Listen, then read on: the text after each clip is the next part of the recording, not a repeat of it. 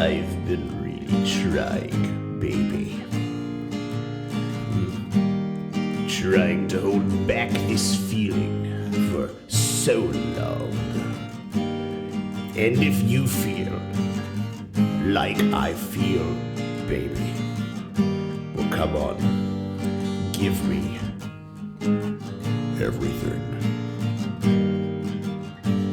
Yes, let's get it on. I am the Senate,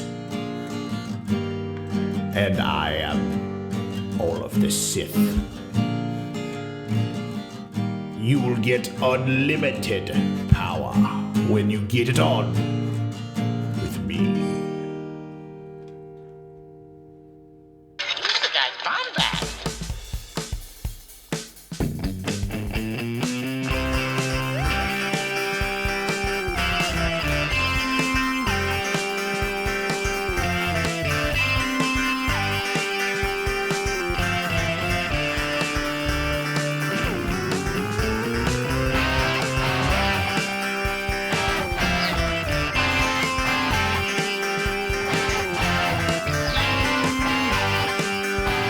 Welcome to the Bombadcast. What is up, Bombad fam? I hope you really enjoyed that rendition of "Let's Get It On" by Sheev. And there is a lot more than that came from. Before we even get into this humongous conversation, it's me, Scotty Jarrow, here with the wonderful, deep thoughts on Palpatine and how he, quote-unquote, got it on. And the greatest person to join me on this wonderful discussion is my dude, the one and only club member, Burger King Kids Club member as well, Jerry the Cannon Junkie Cable. What is up, G-Money? Hey everybody, how you doing? We're just gonna keep it nice and smooth tonight. I don't know, why don't you just go turn down the lights? Just turn it up. Hey, maybe just keep it a nice mid-volume so you don't make your neighbors mad or anything. Light a couple candles. Light some candles and just sit back and get ready to we're gonna do the sex math. We're gonna do the sex math today. That's the thing going around, Scotty. If you saw right after Rise of Skywalker came out was Palpatine Sex Math, Palpatine F Math. I mean, you take your pick. That's what everyone was talking about. And today on the Bombadcast, Scotty, you and I will be doing the math. The Palpatine sex mathematicians. Yes, we are, and luckily enough, I studied middle school math for 3 years of my college career, and it had all to do with middle school education and middle school mathematics in particular. So I can really do some simple algebra and some basic geometry and some basic calc. I can do some extremely basic everything. So it shouldn't be that hard to do the calculation. If I'm not mistaken, we have to figure out what is Palpatine's fertility rate. That is probably that's the truth. I mean, we've talked about Jar Jar and the Gungans, their little spermy beginnings and stuff, but we're really breaking it down Palpatine style today. And little known fact about middle school math, actually, Scotty. Yes. Scotty's not telling you guys. I failed it. It's a trade secret. It's a trade secret, but it is heavily based on sex more than you would think, which is really, really uncomfortable and really just they should really work on that. One thing I will say too is if Rod Stewart can get a woman pregnant at the age of 75, I don't know what Palpatine can do. You got to think about that. Rod Stewart just had another child and he's 75 years old. So cloning, dark magic, secrets only the Sith knew. We need to get a picture of Rod Stewart and put it up for Sheev's body. Oh my gosh! Or Rod Stewart in the prom night Palpatine outfit, where he takes Rey and Ben's life force and gets a cummerbund. No, now he's got me doing way more work. Dude, let's do it. Hey, we can't do anything. There's no legal images or anything. We gotta wait for that home release. Yes, baby. We do. Wait for the home release, but to get that prom night palps. What? Never mind. I was gonna say what great foreplay though. Waiting for it. Guys, wait. this is the episode. Well, hold on. This I is gotta bring the it up. episode. I gotta bring it up. Go. What do you got? What do you got to bring up? You got to think about it. When it was first revealed that Rey was indeed the offspring of Emperor Palpatine, there was so much that like went through my head. And let's be honest, before we even get into the episode itself, that was actually the first thing that actually blew into my mind. I went, huh. So he had to like find someone to mate with. I mean, like that is definitely canonical now. And like I'm sure, or did he? Or did he? I mean, we'll get into it later. We will. We're gonna dissect it. But what do you say, Scotty? What do you say? I just find it kind of funny to think that, but like I think we joked about it on our episode with Eric, how he had to have like at like some bedside talk. You know, he'd be like, "Oh, can you pass me the water?" Like whatever Palpatine would say. I mean, great. He doesn't have great pillow talk. No, he doesn't. Like, as exactly. the kids call it. So yeah, like he's so. Did you want some cranberry juice? Was I as good as I thought I was? This is getting into uncomfortable territory. Well, I think that's the point of this. This is the line we walk, guys. This is the line we walk for all of you. So I'm risking our jobs, you know? Yeah, our fake jobs. Anyway. But 100% our reputations. We're 100% betting our reputations on this episode. Totally. So. Hey, well, maybe we'll put a poll out there. Scotty and Jerry, canceled? Canceled? No, Keep them? I don't know. So we're kind of going back to a little bit of an old trope we usually do here in the Bombadcast. We kind of just wanted to bring up what the whole episode's theme was about. Now we're going to go into a little bit of the news. So, Jerry, we actually have a good bit in the news currently. What's one of the first things we got going on, man? Dude, well, for one thing, we deprived the entire universe of a Scotty J-Ro reaction video to it was the worst. The Clone Wars trailer. It released right in the middle of our work days, guys. It was seriously. And me and Scotty are both like, I was on my, I hope none of my bosses or coworkers are listening to this, but I was like on the line, like looking around and like, press play on the, because I couldn't help myself. No. It's like, dude. It was so like, unexpected. When did you get to watch it? Well, how I got the notification was, God, what was Thursday? I think something was happening on school that I think I had mass. I don't remember. It was one of those days where like you're already kind of doing two different things at once, something out of the norm, like a different schedule or whatever. And like that comes across your phone and like, I remember my kids were testing. That's what it was. It was weird, and I couldn't watch it out loud, and like I had to sit there and like I didn't watch it in silence either. So I like kept looking at the screenshots uploaded on Twitter. It was awful. But yeah, that I actually deprived myself of all the shocking reveals. Like little Kanan. All that got ruined for me. So oh man, and it was like instantly on because like how can you not like I was. That's why I felt like I needed to watch it because I'm like, I don't have time to turn off my Twitter notifications before like things start flooding in. And like, I'm sitting at work, like wearing like, guys, I work in like a clean room kind of thing. And like, I've got like all this like junk on and like, I'm like getting emotional working. I'm like, I gotta get it together. But Ahsoka has grown so much. That's awesome. It was a mess. That trailer, like with Darth Maul doing the, I guess you can say the dialogue, what's the word I'm looking for? Come on. Do the narration. The narration, yeah. Right? He's doing the whole narration of it, and like the shots they're showing us. It was so killer. It showed us some good Bad Batch stuff, which we actually saw a lot of that Celebration, and I forget a lot of people didn't see that footage. We saw a lot of stuff exclusive there as well.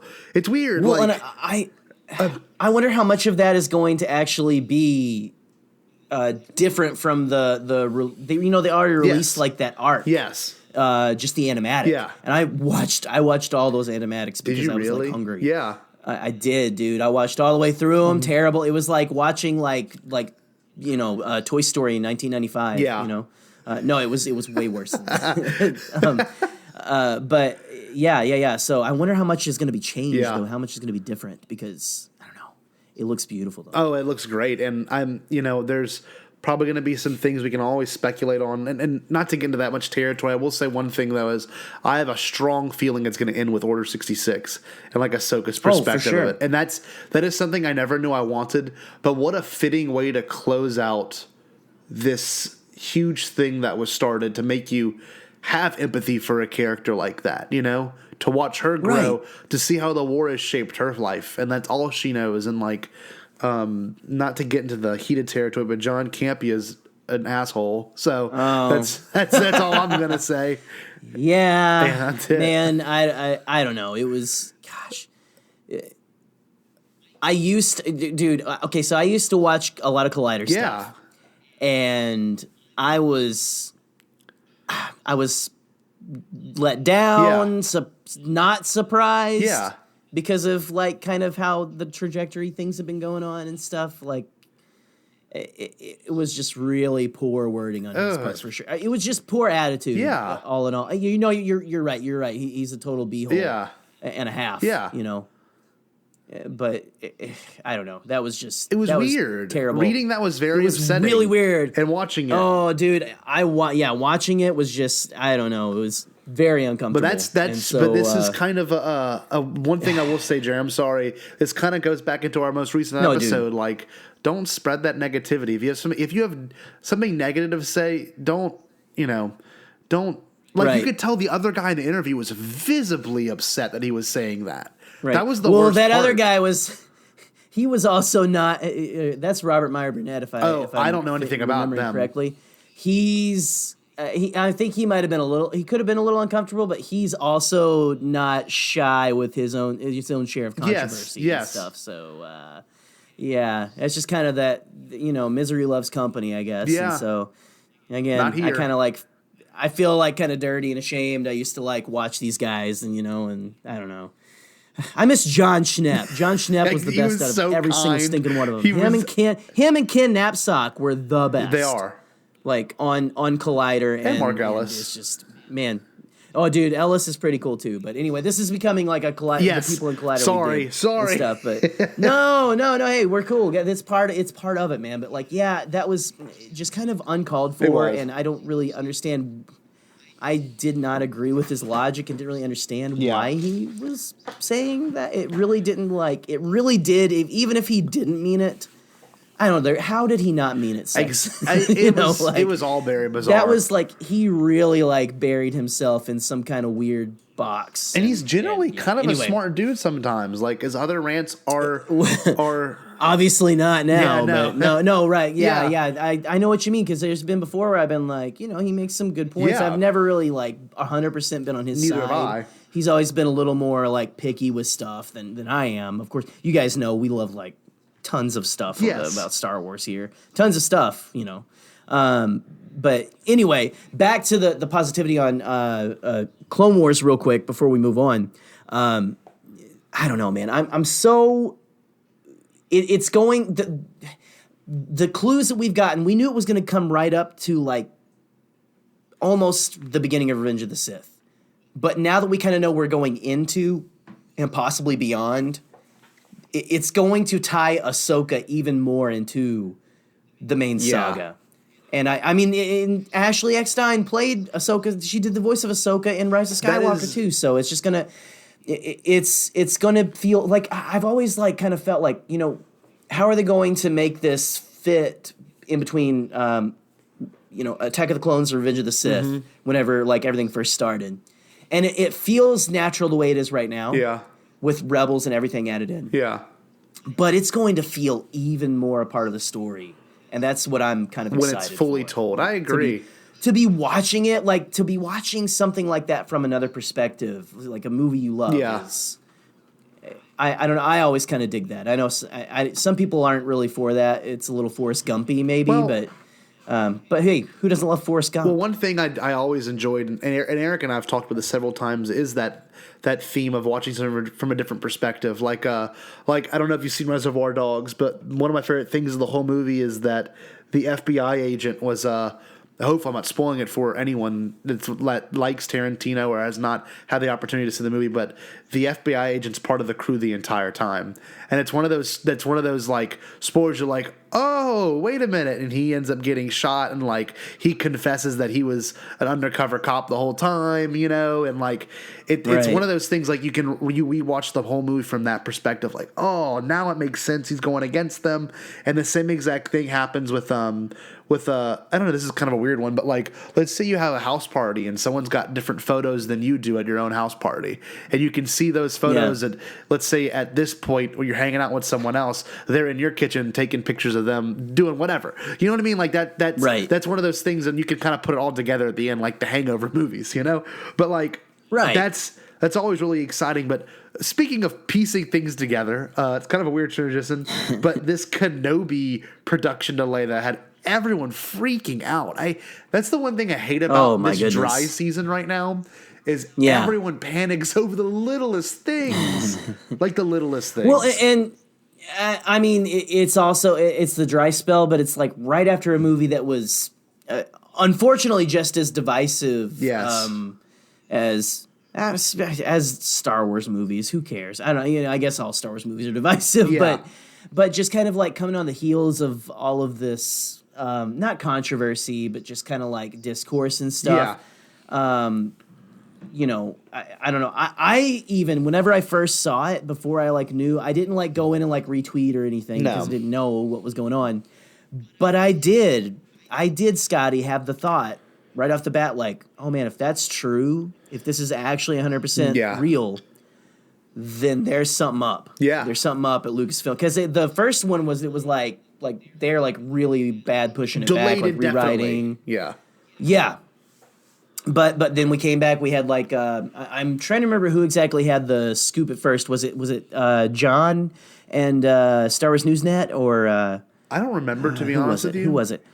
John or Jason Jason Ward over there. Anyway, well, whoever someone came back out and was like, no. Like I think Ewan was trying to do like Ewan was trying to do like interviews and stuff too. So I don't know, man. It was just a giant kerfuffle. Well, huge for like a couple of days. I want to ask you with this too, with the delay happening, and especially in regards to Celebration, are you concerned that we might not get footage now, or do you think we'll get at least? I think we'll get a panel at least 100% with you in there. It'd be the smartest thing. I think we'll get a panel. You know, they have. When is it slated to release? If I'm not mistaken, they had planned on having a 2021 release. I don't know what date or like month spring exactly. Spring or summer, maybe. Maybe, but that sounds about right. You got to think August of 2020 is, God, what's January? Dude, it's coming up quick. Yeah, 7 months away. You know what I mean? Like, literally, it's 7 months away from today. Actually, we're recording on the 28th. For anyone who wants to break the third wall, we are recording on the 28th, so it is 7 months away from today. Essentially, it would be that Friday of Celebration. Wow. That's crazy. Holy cow! That's so crazy. So yeah, wow, coming up quick, guys. Yeah, we're closer. Wow, that's insane. Actually, never mind. Okay, so go back to your regular scheduled programming. But well, I gotta be honest. I don't think I was even really expecting any. Like maybe a panel about Kenobi, but I don't know if I was expecting footage. Yeah, I mean maybe a little something. I could see them having like a little test reel or something, him coming out something. Yeah, like kind of maybe one of those things where like it's BTS, like at least stills. Yeah, I don't know. Maybe they I don't know. Maybe they'll have a trailer. Or something. I don't know. We got to see like because he said it's delayed, but it's still on schedule. Yes, which is an interesting like statement. The production is slightly delayed. Yeah, it's. And again, these kind of things are things that we all like to pretend that we understand. Yes. But those of us who don't live in Hollywood and who are not in the industry do not really grasp any of this. I mean, we might have a slight, but you know what I mean? One thing I will say is Eric, who's on the show, he's got a general idea about how a lot of these things work. He did graduate in film school, and he does operate under a company that does a lot of film production and stuff, and he works at a studio type facility. But with that being said, he tells me the turnaround on TV is like insane. And if anything that proves that, y'all can look at the most recent. They did a lot of BTS photo drops of The Mandalorian, and like the stages they did for that. Did you look at those, Jerry? Oh my God! Yeah, all the like. All of that was like filmed indoors, which blew my mind because I knew he had done that with Jungle Book. Yes.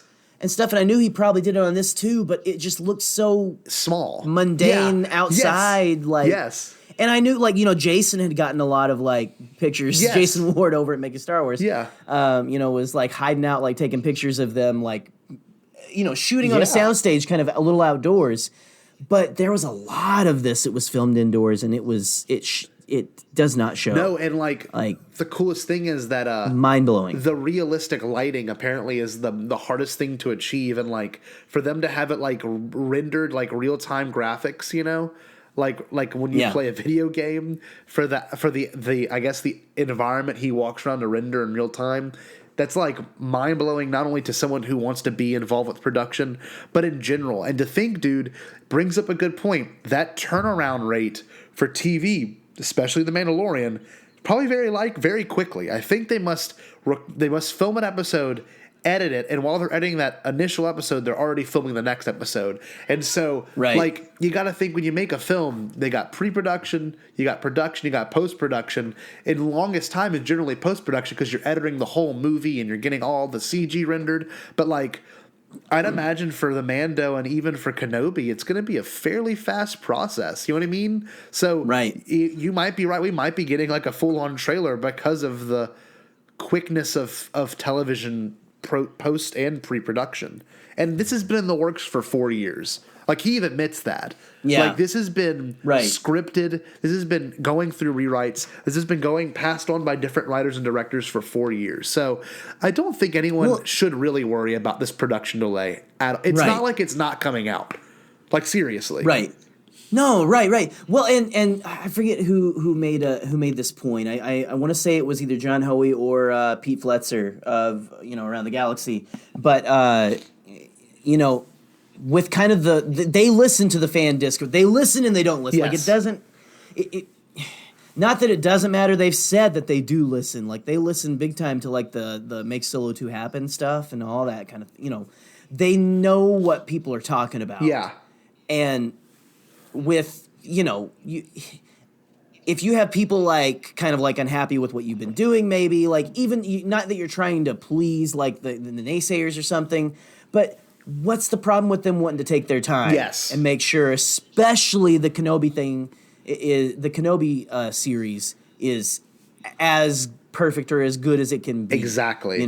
They want to make sure it's a quality product that they can please the most people as possible. Again, not trying to like just mass produce something that pleases everyone. No, because that's impossible. And we are notoriously picky as Star Wars fans. One thing I will say is hopefully this is the last. This sounds really bad. Besides the Cassian Andor thing, which is actually a new character, so it's not that bad. But hopefully this is a new era character. This is hopefully the last Disney touch era, and go. Right. Thing to the prequels, or not even the prequels. The last like attempt to appease old fans. Does that make any sense? Right. And like, let's get on with the new. Let's get on with the phase. Phases of Star Wars. Essentially, what we're going to talk about next. Absolutely. Right. Yeah, I was about to say, like what a little thing called Project Luminous. Ooh. Possibly. Ooh. This is funny. What do we got? The big January happened, announcement. Scotty? What happened? The big January announcement is an announcement for the next announcement. I mean, but that's so fitting for the time we live in and the time of trailers for trailers. Yeah. Like this is the short form like media like era we live in and stuff. And I'm sounding really old right now, but no. like. It was so like literally right as I got back home to come downstairs and record, guys. I like got a tweet notification. Lacey Gillerin of the Resistance broadcast, shout out to Lacey, had retweeted a tweet, and it was 2 tweets, and they were like something about Project Luminous Countdown, and I was like, what? Yeah. What the heck is going on? I click into that, and she had retweeted a tweet from, retweeted a tweet. I'm like making a, how much wood could a woodchuck chuck if a woodchuck could chuck wood? from the one and only Clayton Sandell Yes. of ABC News, Mr. ABC News Star Wars over there. And he released like a promo image, and what was the date, Scott? It was 2/24/20. He said the countdown is on. Star Wars. All right. But the way he phrased it's kind of cool. He put Star Wars : Project Illuminous, which is like kind of how they do the Star Wars movies, you know.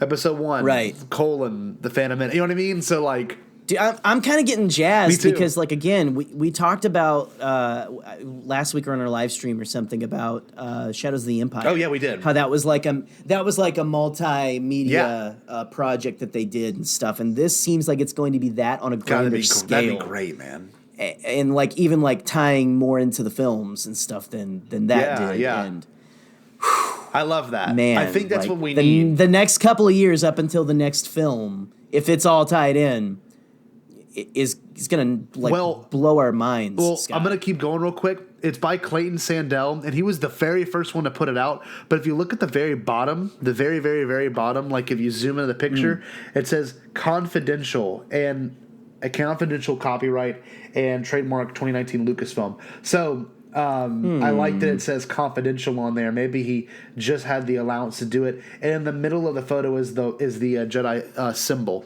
So expect some news on the 24th of February. If I'm not mistaken, let me see. This might be kind of a funny coincidence. I believe that's going to be a Monday. Let's see, the 24th. It is a Monday. I believe it is. It's right before Ash Wednesday and Mardi Gras Fat Tuesday. So, very exciting. I was gonna say, and my birthday, I believe, on that Friday on the 28th. Oh, hint, hint, everybody out there. The birthday. There you go. Got a little bit of birthday coming up. There you go. You know, gonna be dirty 33. And so, yeah. Send some of those heated back patches, you know, that you like get at Walmart Some and you just, icy like, hots. stick on yourself like a sticker. You know, I think I'm gonna need some of those. Oh, that's excellent. But yeah, no, pretty exciting. We still don't know that much about it unless all the leaks have been true and it's about the movie and the book and the comic and the video game, all this tie-in material that'll be releasing. But it's cool that I think it's going to be a type of press conference because it just says Project Luminous, and then Michelle Buckman, I don't know to say her last name. If I'm not mistaken, she's the social media. She runs Star Wars social media, and she said, "See you there." So it's got to be a press conference, which is really exciting. Like it's not just. Oh man, what if it's gonna be like another like kind of a live event? Oh, that'd be on great. Star Wars YouTube channel, dude. That would be great. Best birthday week, dude. ever. That would be solid for real. And legit. Dude, I'll be off work that week. Oh, this is going to be perfect. I forget. Mardi Gras week. That's amazing. That's the best thing about being from Louisiana. Wait, so you get Mardi Gras week off? Dude, we get Mardi Gras and then Easter, like, 6 weeks later.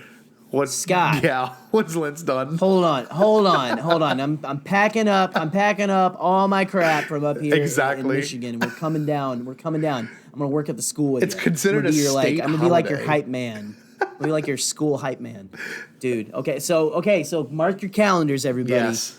February 24th. February 28th. 2020, Jerry the Cannon Junkie's birthday. His birthday. No, please, no applause. Just throw money. And also don't forget that on Monday we're gonna have something from Project Luminous. Yes. And Star Wars. The future of Star Wars. No big thing. NBD, I only care about the future brother. of me. NBD father brother. Did you see that Hulk Hogan meme? Did I send that to you? It was like I don't know. It was a meme. It was like I keep having nightmares about Darth Hogan, and then he's like, therapist is like, oh well, don't think about it, and it'll go away. And then it said like the next one was like, I'll be your no, I am your father, brother. And I'm like, that's amazing. I think I saw that somewhere. I don't know if you said that exactly to me, but like that's I'll be awesome. speaking of father brothers. Gotta love some Hulk Hogan. Yeah. But anyway, you know what? Speaking of giant muscled wrestling Hulk. I like it. Hey, we got a Bombad fact this week, guys. The Bombad fact of the show is back, Scotty. Very simple, too. Here we are. We actually very simple. This was during. It kind of like ties into the news almost. Well, yeah, we missed this announcement. Well, with that being said, because you bring up a good point, this is a very old announcement, but the Bombad buildup was, of course, like doing a lot. I don't know, like doing so much, taking so much of our lives that we couldn't, doing so much, all the time. Right. Yeah, exactly. I think I might have retweeted it on the Bombadcast page. Yeah. But so the Bombad fact of the show, and maybe we'll get a sound effect someday, guys. I don't know. Who cares? The Bombad fact is back, and it is that Mr. Ahmed Best, none other than Ahmed Best, our namesake, is hosting a new game show coming to Disney Plus, a Star Wars themed game show entitled Jedi Temple Challenge. And he's going to be playing a Jedi Master. That's awesome. Guiding Padawans through 3 challenges. And I was reading up a little more on it than I had, I guess, before. There was like some write-ups in Variety and USA Today. Yeah. And they were talking about how it's going to basically be on 3 different kinds of planets, like 3 challenges, one on a different kind of planet, or like one's like on a desert, one's like on a forest planet, and then one's in a Jedi temple. Yeah. So yeah, it's like, what is this going to be? Some kind of augmented reality, maybe? It's going to be experience for the players. I think maybe? it's going to be one of those like remember Nickelodeon had them back in the 90s where like you would have to answer a question. Legends of the Hidden Temple? Yeah, and then, exactly, then do the task. Yeah. And then if you didn't do you had to go in the temple, Yes. like maze at the end and like try to, it would be clever. Oh, and it would I be, love that show. It'd be kind of a good way to get that kind of thing back into the culture again, because I remember watching those as a kid and like genuinely being intrigued, especially if it's Star Wars themed, and especially if they make it canonical in some weird way, or if they actually throw in some information that becomes canonical. I don't know. It'd be pretty awesome. I can't wait for the visual dictionary on that though. Like whatever mention Pablo Hidalgo does, like in some Project Luminous like dictionary or something, where it's like, yeah, there's this one Jedi who kind of ran this like game show type of thing, and it worked out pretty good for a couple of seasons.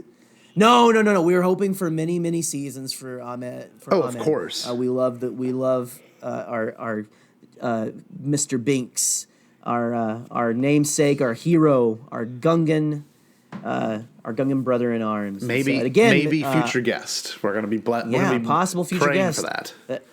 Thank you to some of you guys who have like tweeted that out there. I know, like, man, Star Wars Sessions is gonna be like booking them on. So that congratulations looked awesome. to you guys. And thank you, Anthony, for tweeting out our tweet about how we need to be next.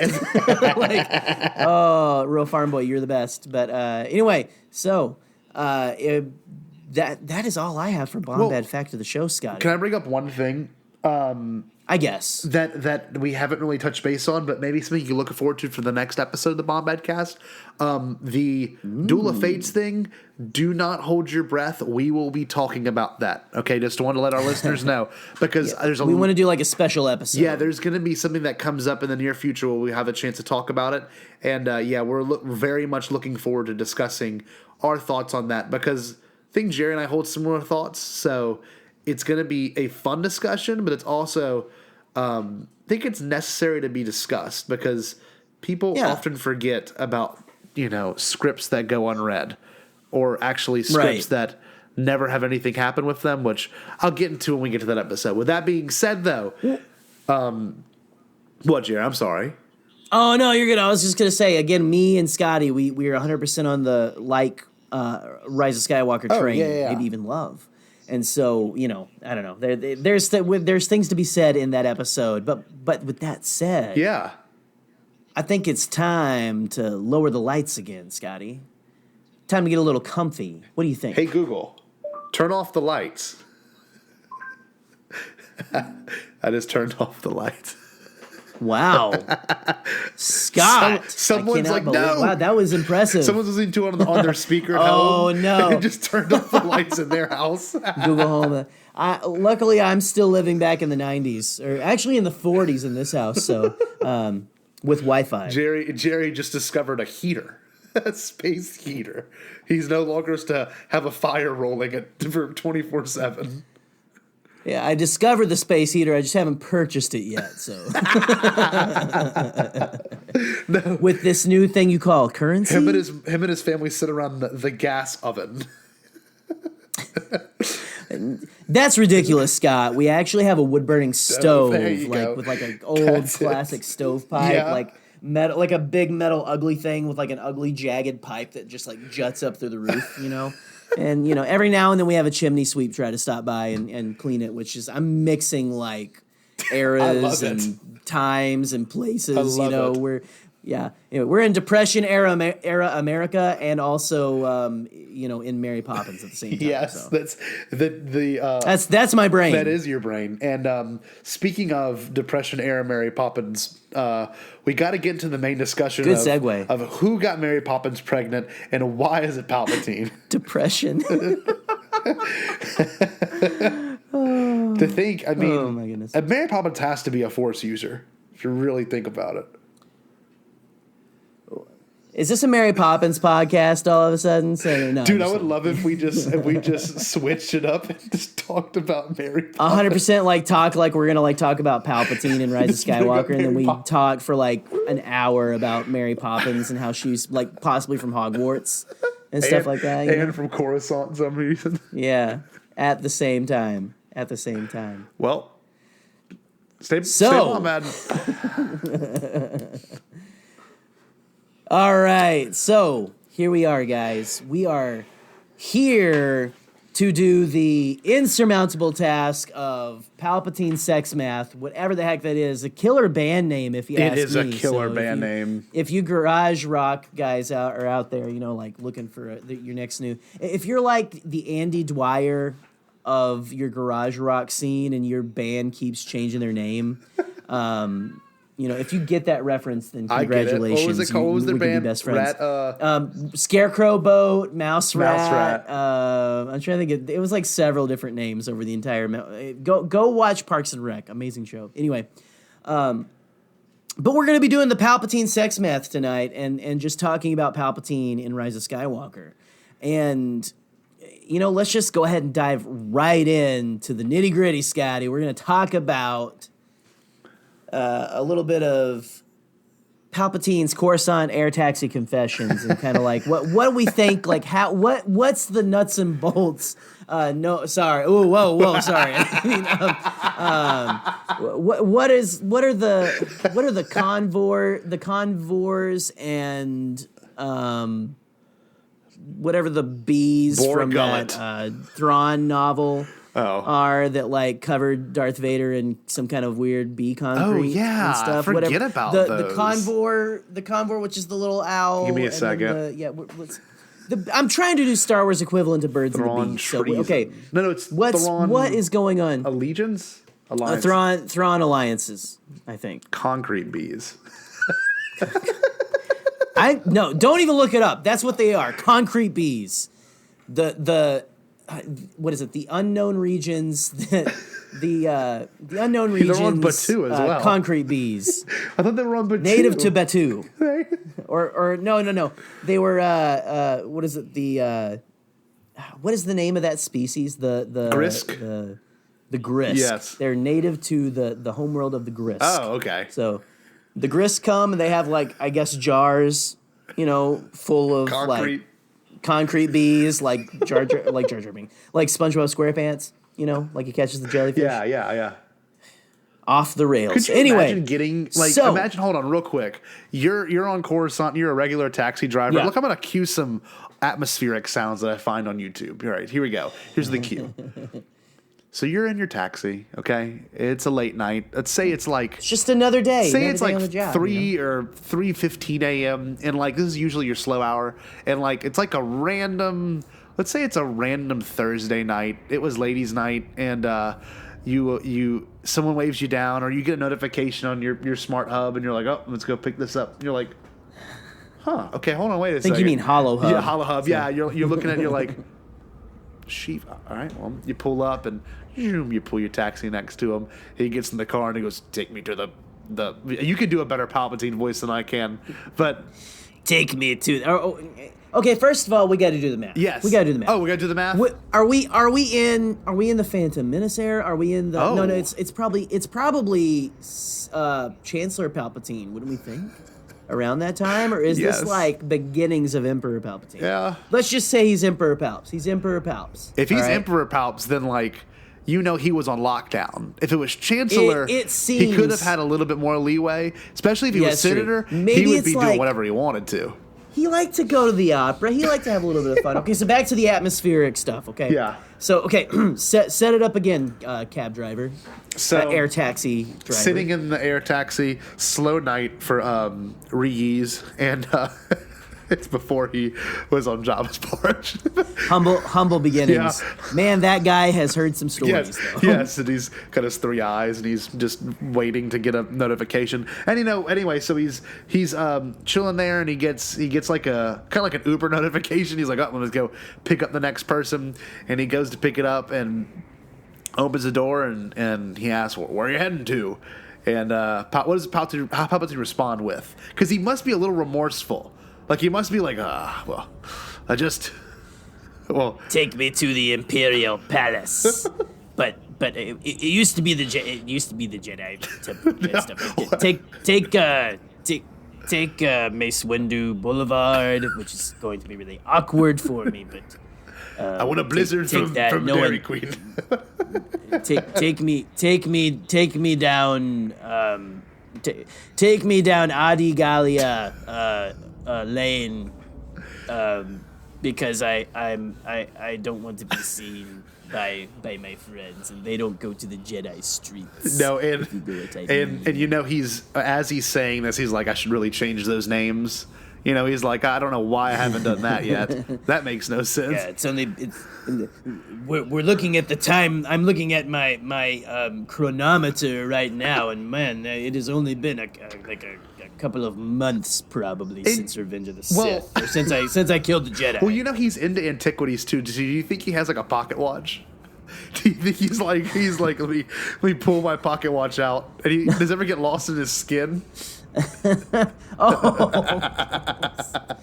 Gross. Okay. I don't know, man. Like he's just like, I don't know. I think Palps is like he's the emperor of the galaxy and Yeah. stuff. He's probably got like I think Palps strikes me as the kind of guy who's like he's like a recluse. Yeah. But he likes to stay like technologically on beat and stuff. So I bet he's got like a Fitbit or Yeah. something. Like he's just like He's relatively there. Yeah. It's been a minute. Yeah. Yeah. How long was so, this evening for him? Did it start at like 7 and it's ending at 3? But that's a hell of an evening. Even I couldn't do that. That's like what is that?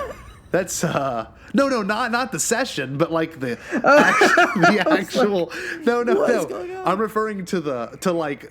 Did he like put his cologne on at 7? Did he leave around 7:15? Did he get to the bar and was like, "Let's dance"? And then did he end up going back to her place? And Yeah, I don't know, man. I don't know. Like, can I come in for maybe like some coffee? I'm sorry, calf. Or to use your refresher. do you have?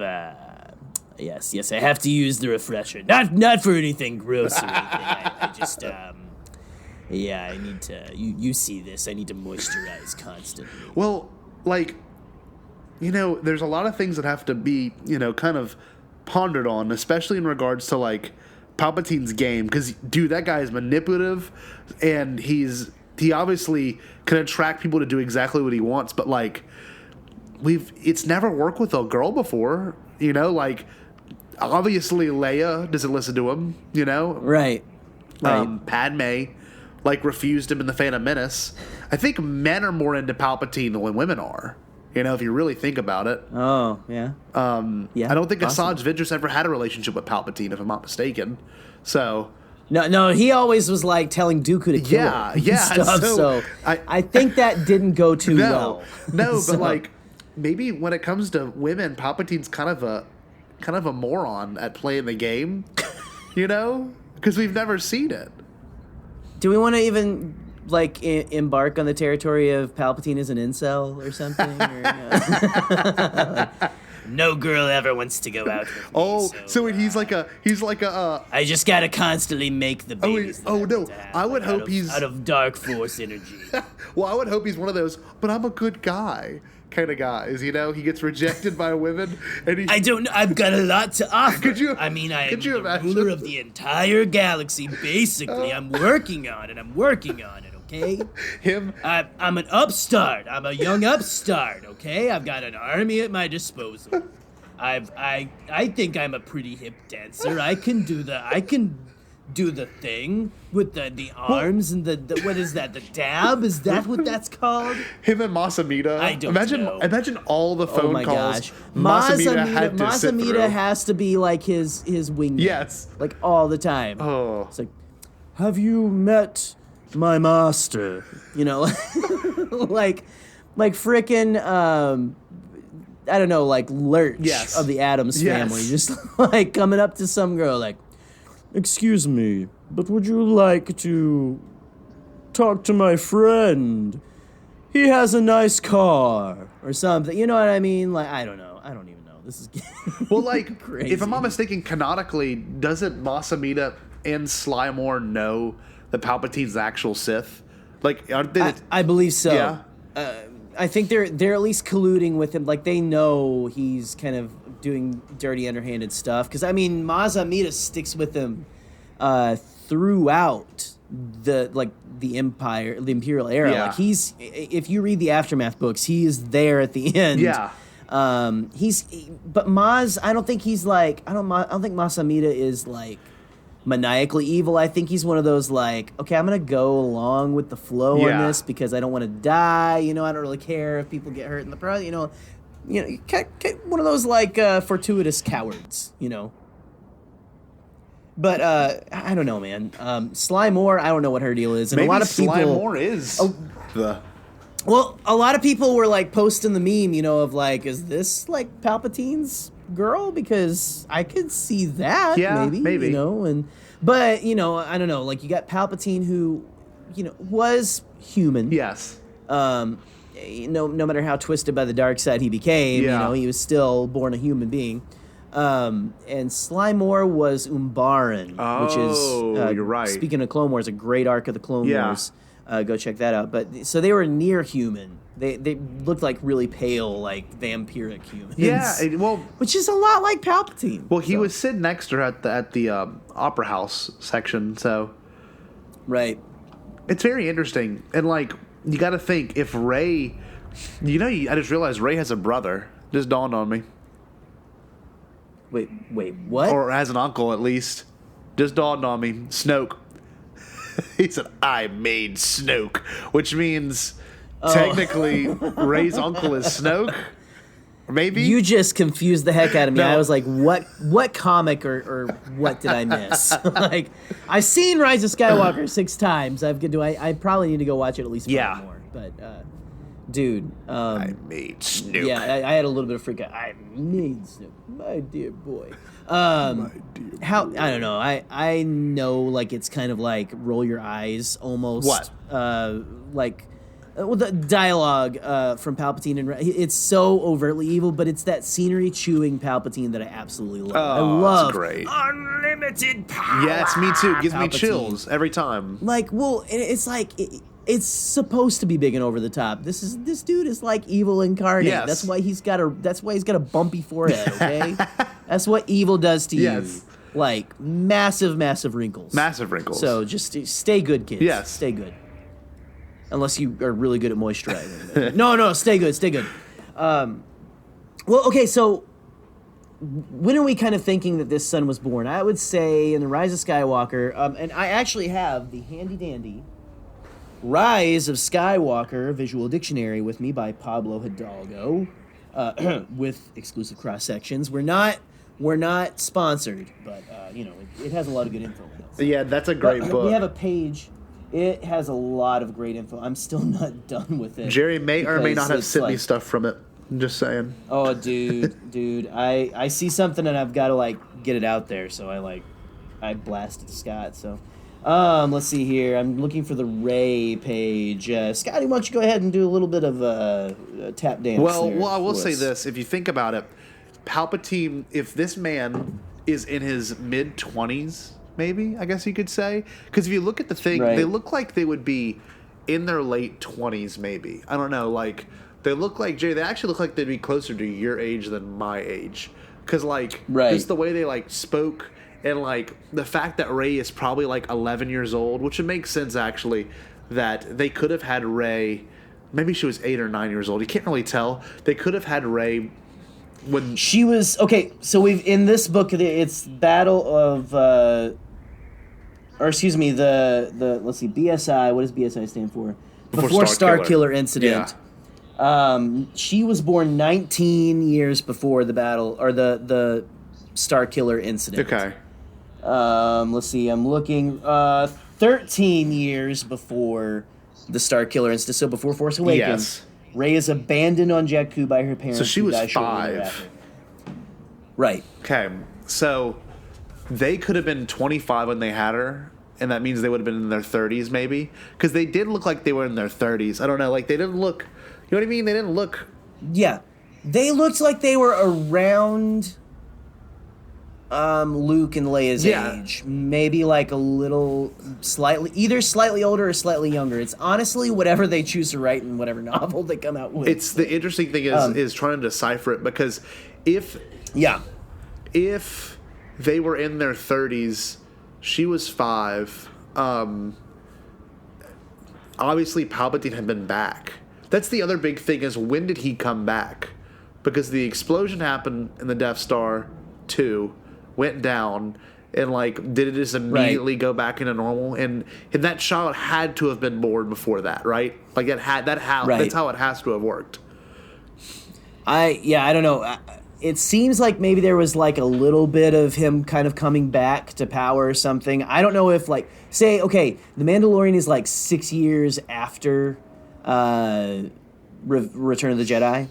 So let's say that he's not quite back yet by then, maybe. Yeah. But I feel like, well, for one thing, we're going to get a novel on this. Yes, you got to believe we're going to be getting like a Darth Plagueis style novel of what happened between Return of the Jedi and Revenge of the Sith. Maybe even the whole thing. It might be just like the life and times of Palpatine, you know.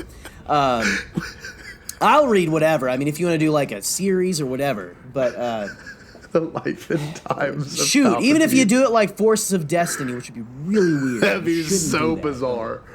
It's him Forces getting in the of taxi Palpatine. with Reese, yeah.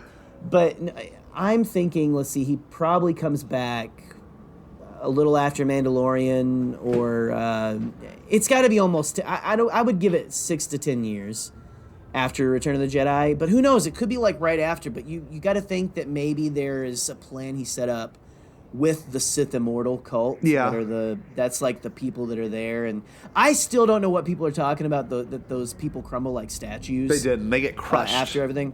They get crushed by statues that that's crumble what I that saw. look like people too, but I still haven't seen like Them becoming dust. people. And every time I've seen it, I try to watch those people Yeah. and watch them crumble. But I just see like I see stuff fall on them. poor misguided husks of people if they whatever they are Yeah. being crushed by rock.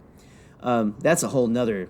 We can get into that in a little bit too, but I think the Sith Immortal cult. It's kind of like we've got in canon all these instances of what is the group in at the Aftermath series that is like going after Sith artifacts like Acolytes. Darth Vader's the Acolytes of the Yeah, Beyond. yeah.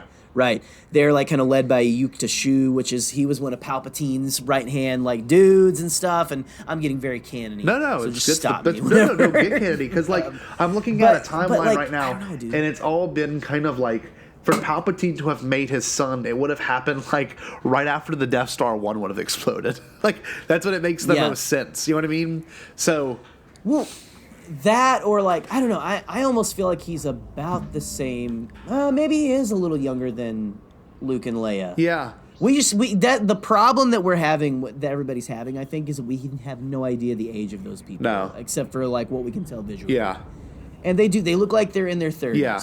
So again, you were saying like right around Death Star. Yeah, 1? Death Star 1. Really? So they are that much younger than Luke and Leia. I did not know they were that young. I mean, think about it. If they are, God, I don't know. It's a weird thing to have to theorize because when you really think about it, I mean, you got to know he's been horribly scarred. So that taxi cab, I mean, that woman, whoever it was that fell into his seductive ways. Let's get into that because was it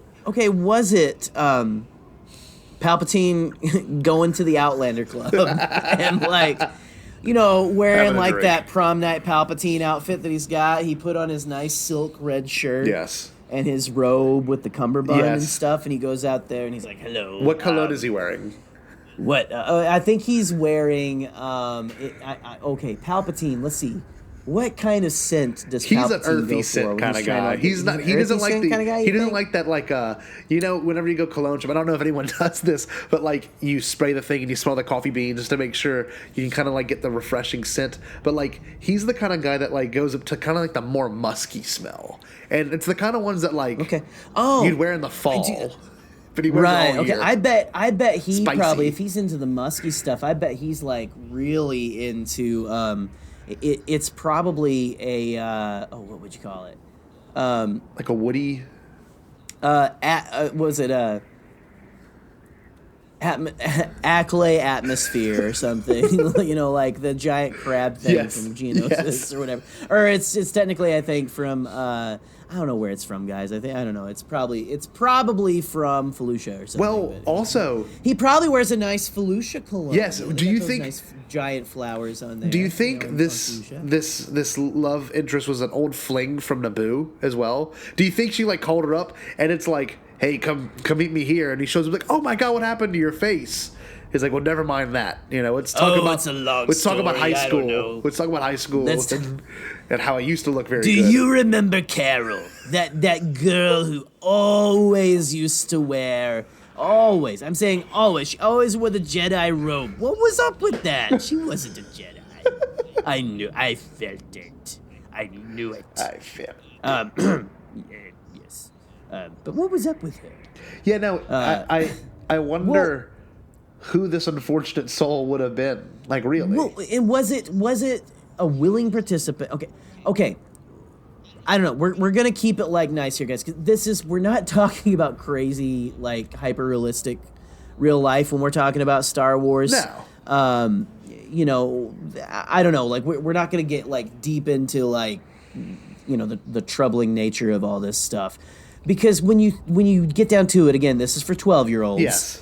And so essentially, babies are made in Star Wars because that's just what happens when you kiss a girl. Yes, okay? essentially. When you're a boy and you kiss a girl, there's a baby. Yep. And that's because that's 12-year-old stuff. Yeah. I'm really downgrading the 12-year-olds out there. I'm sorry, guys. My students. I know you're probably smart, but no, dude.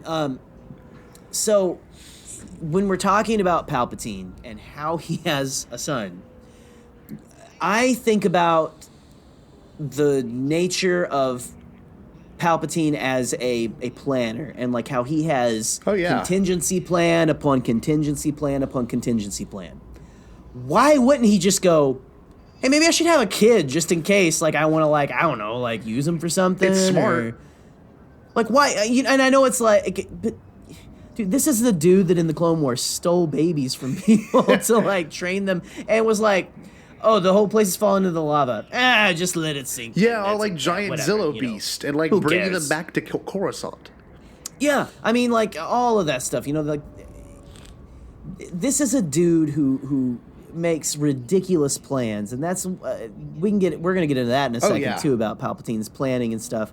But was it someone who was like, Palpatine actually went out into the dating scene and like tried to make like a dating profile or whatever, and was like, I don't know, was it that? I kind of like don't.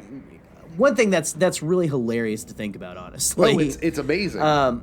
It's funny, and it's one of the best things that I think J.J. Abrams could have given to us, to meme and all that stuff. It's like the best meme that could have ever been created. So thank you for that. But I don't know, dude. Like, I kind of go towards the weird culty stuff, where like if it was like by traditional means, Yes. and we'll just leave it at that. Yeah.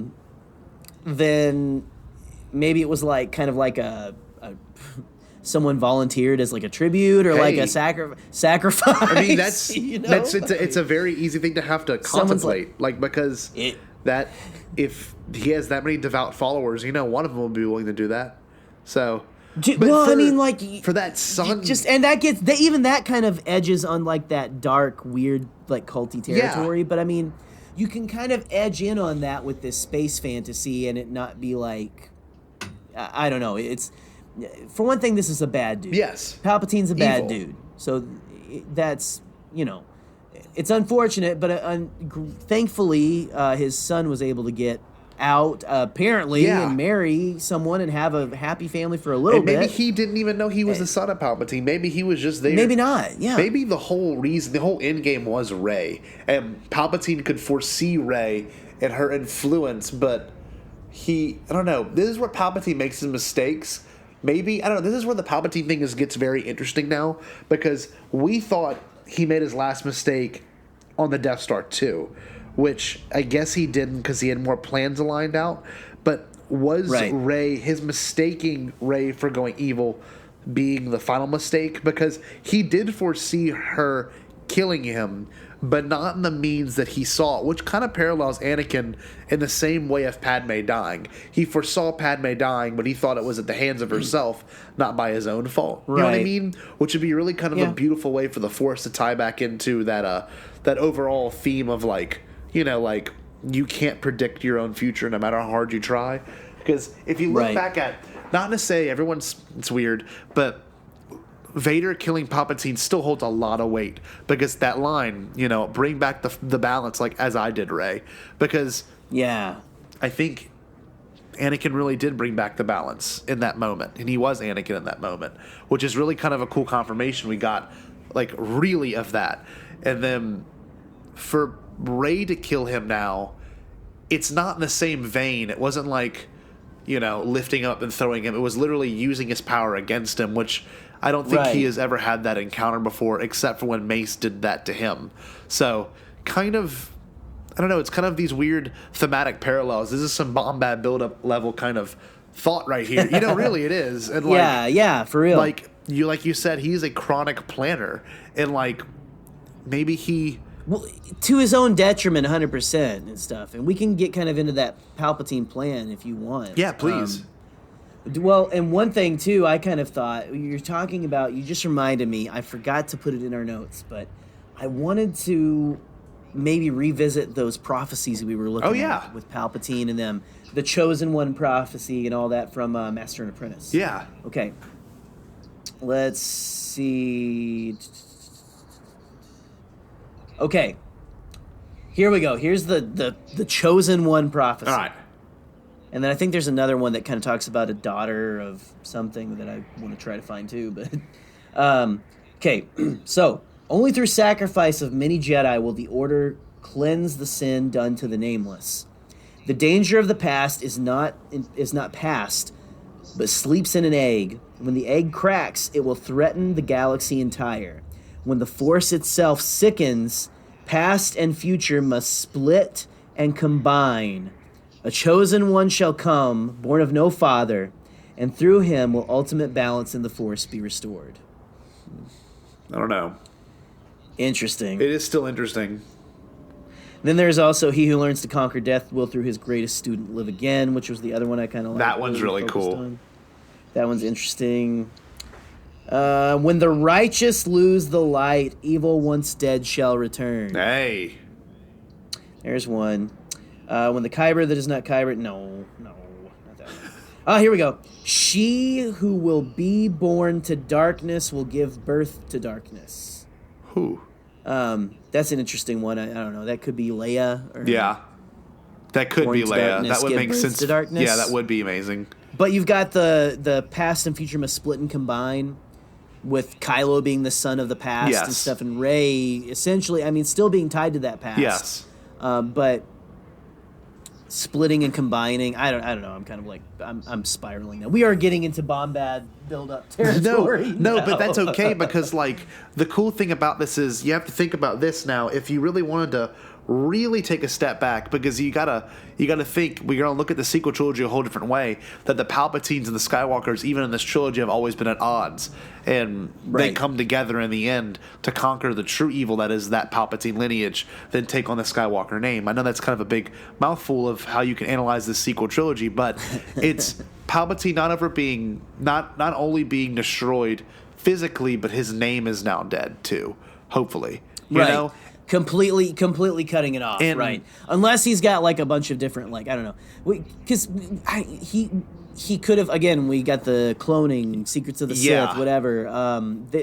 This son may not have been born of natural causes, you know, but still, we don't know what else might be out there for sure. No, so, and I don't know. We got to see. If I'm not mistaken, didn't Palpatine? I kind of think it's done though. From the Plagueis novel, I think didn't he kill his own parents too? Isn't that part of it? Yeah, he like killed his entire family. I think he had siblings as well. Yeah, it was a pretty brutal scene. Yeah, so. yeah. But I don't know. I don't know when I don't know. We were kind of talking about the plan of. Palpatine a little bit ago, and so we've got who knows what the options are on how he had his son. Yeah, I think the reason he has it is because he's a big planner. Yes, you know, he's got the contingency upon contingency. Whatever advantage I can possibly have, I'm gonna have like even 5 different like things going. Yeah. So if this one doesn't work out, if 3 of them don't work out, I can take like 2 more exits, you know? Yeah, Snoke and everything, too. Well, and, like, he plays jazz. Like, you know, I love how Ken Knapsack talks about him. That's awesome. What is it? You know, in Phantom Menace with, you know, like you were talking about, like, Padme can't, like, she's not going to stick around there and do what he says, you know? She's like, no, I'm going to go back and fight. And he's like, oh, no, wait, like, that's genuine. I feel like that's 100% genuine. And then he like, okay, no, I can work with this. Yes. Which is exactly, I know a lot of people are kind of saying, what is Palpatine's plan? Well, let us break it down for you right now. Yes. I would gladly do that. It's kind of what he does. It's kind of what he does in Rise of Skywalker, Scott. But he does it in every other one as well, if you really think about it. Like, it's not, this is not a new thing for him to have to come up on the spot with new things. Like, if I'm not mistaken, Yoda really kind of threw a loop through his plans too in Revenge of the Sith when he showed up. Right. And then, of course, when Anakin got... I hope so, because that whole exchange between them, the Master Yoda, you survived, is like my favorite. Yeah. Well, that, and then, of course, whenever he finds Anakin destroyed on the beach, like, that was not a part of his plan. Like, I think Padme's death was a part of the plan in its own weird way, but, like... Mm-hmm. Not in the sense of how we got it, kind of. So that's always been an interesting thing to contemplate. But his plan always changes. And, like, the first plan was to find Rey and kill her, right? You know? Right. And then you can... Like, she's a threat to power. Yeah. And, okay, I've got this son of my greatest apprentice here now. Yes. He's even more powerful. Well, you know what I think Kylo almost is, honestly. Well, what he would have done too is if you think, well, obviously Kylo won that last duel. I mean, on the Death Star, like he straight up won. Like he would have killed Rey there. So that's something that people are often not thinking about or considering. But in regards to this whole plan of his, like he wanted Rey dead or find the girl and kill her, because you know what he would have done. Kylo Ren would have brought her back dead, and then he'd been like, "Great, now you slice into me, and then I will transfer my power and all my abilities to you." And then he thought, "Well, you know what? Do you think that's what he was saying? Because people are a little vague on that too. Was he saying like, "I'll actually enter you and become"? Yes. Like he will be a new host. Okay, body. I was kind of thinking that too a little bit. Yeah. It's man, there's a lot of interesting stuff to still dissect with Rise of Skywalker, and all the stuff with Palpatine is so juicy. It is. It's I know, and it can be either I've seen either it's upsetting or like I love it. You know, I love it. Yeah. I'm kind of like in that camp too. I can understand, you know, people being like, whoa, what's going on? But and I don't know, man. You know, the problem I'm seeing people have, they're like you said, the plan at first is kill the girl. Yes.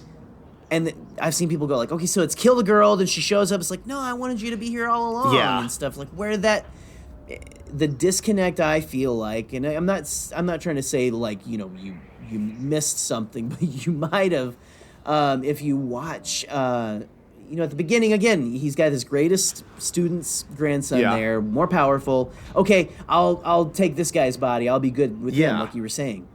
Then you were right. He almost won that fight, but what happened? Leia showed up and threw the princess from Alderaan.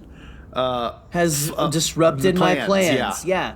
You're like, there's that one. It's a tiny little scene. Yeah. But there's a scene right after Rey leaves and stuff where Palpatine is talking to Allegiant General Pry. Yeah. Which, man, how great was Richard E. Grant in this movie? Like, I loved it. I know he was like kind of like, where's this guy been? Yeah. But I loved it so much. I love that just the whole characterization and his whole arc in the movie. Totally. But he's there, like all all Darth Vader style and Palpatine. It's like Empire Strikes Back. Yes.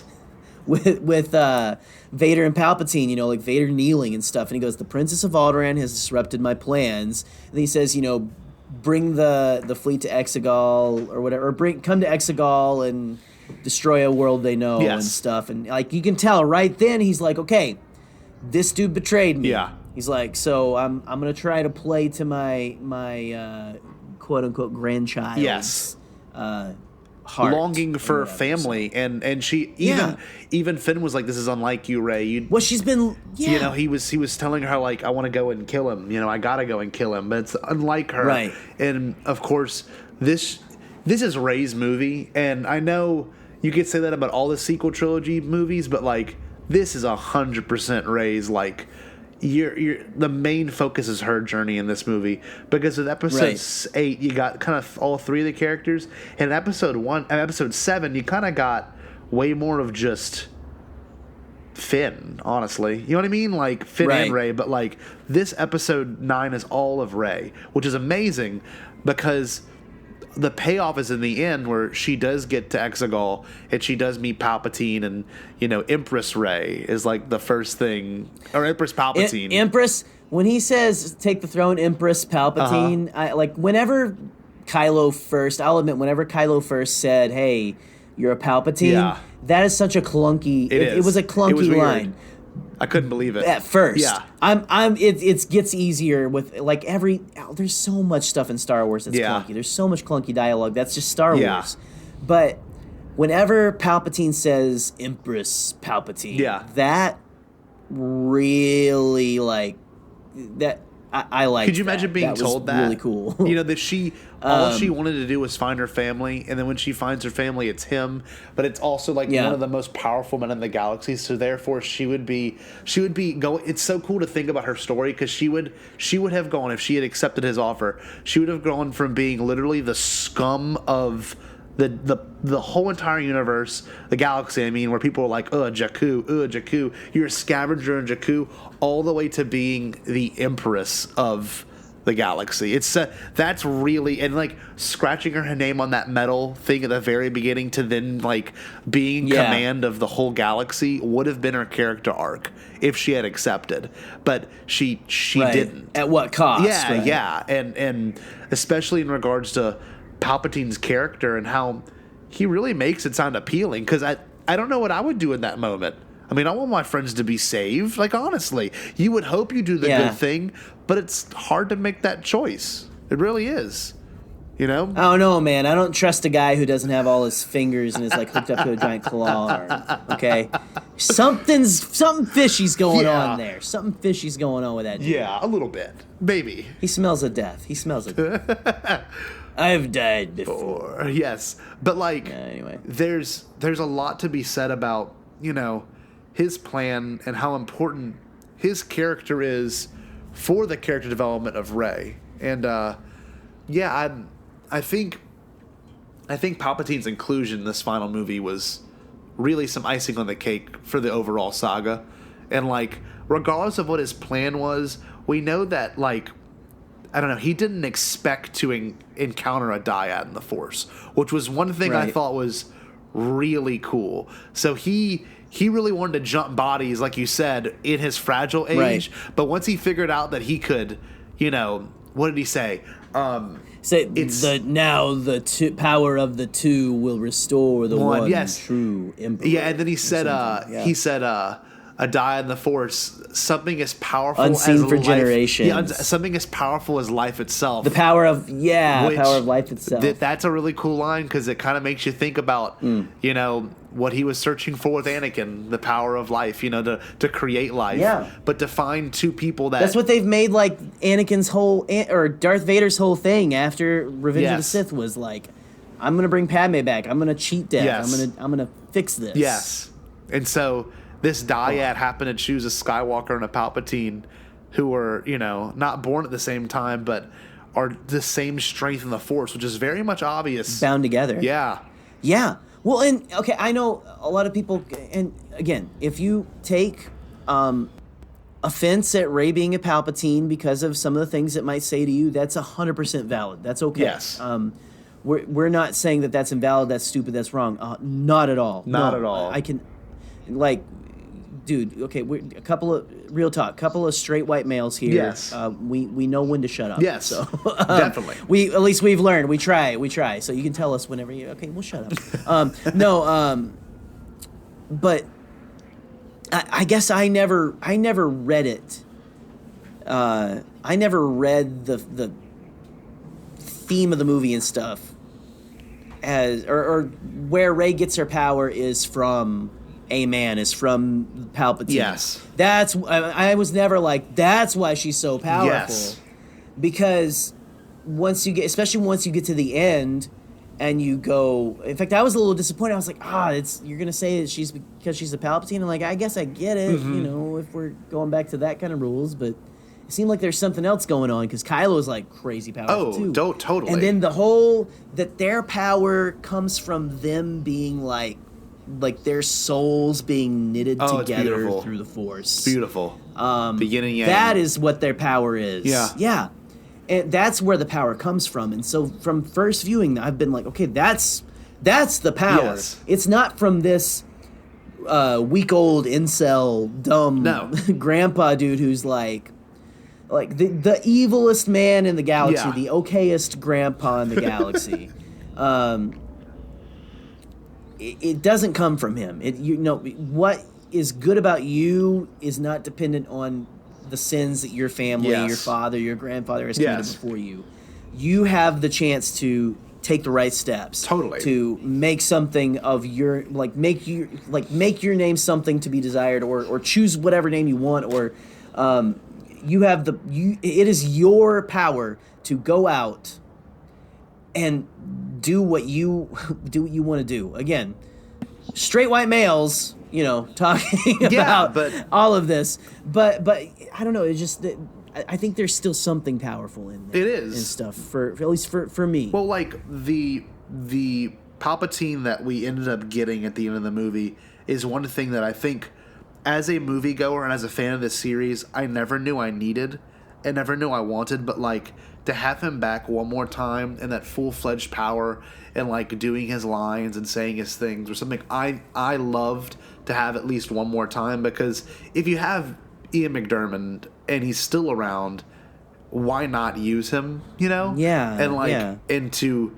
not even, I mean, a lot of people were like, oh, it's so shoehorned in, like that seems so forced. Where has he been the last two movies? On the surface, it can feel like that, because I have felt like that a little bit a couple of times. Yeah. But you look back at whenever we first heard, look back at when you first heard the laugh in the trailer. Yeah. At Celebration. Oh, the best.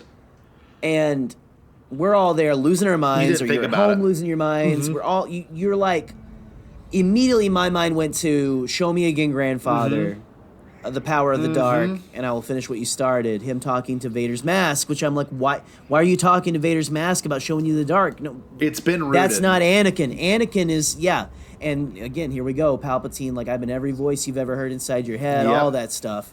I feel like we might be going in circles now. No. But, It's okay. But I no, think. yeah, 'Cause you have to work your way around it. It's seriously, well, and something that's just striking me now, and again, this is stream of consciousness, guys, about Rey and her power and how the dyad is.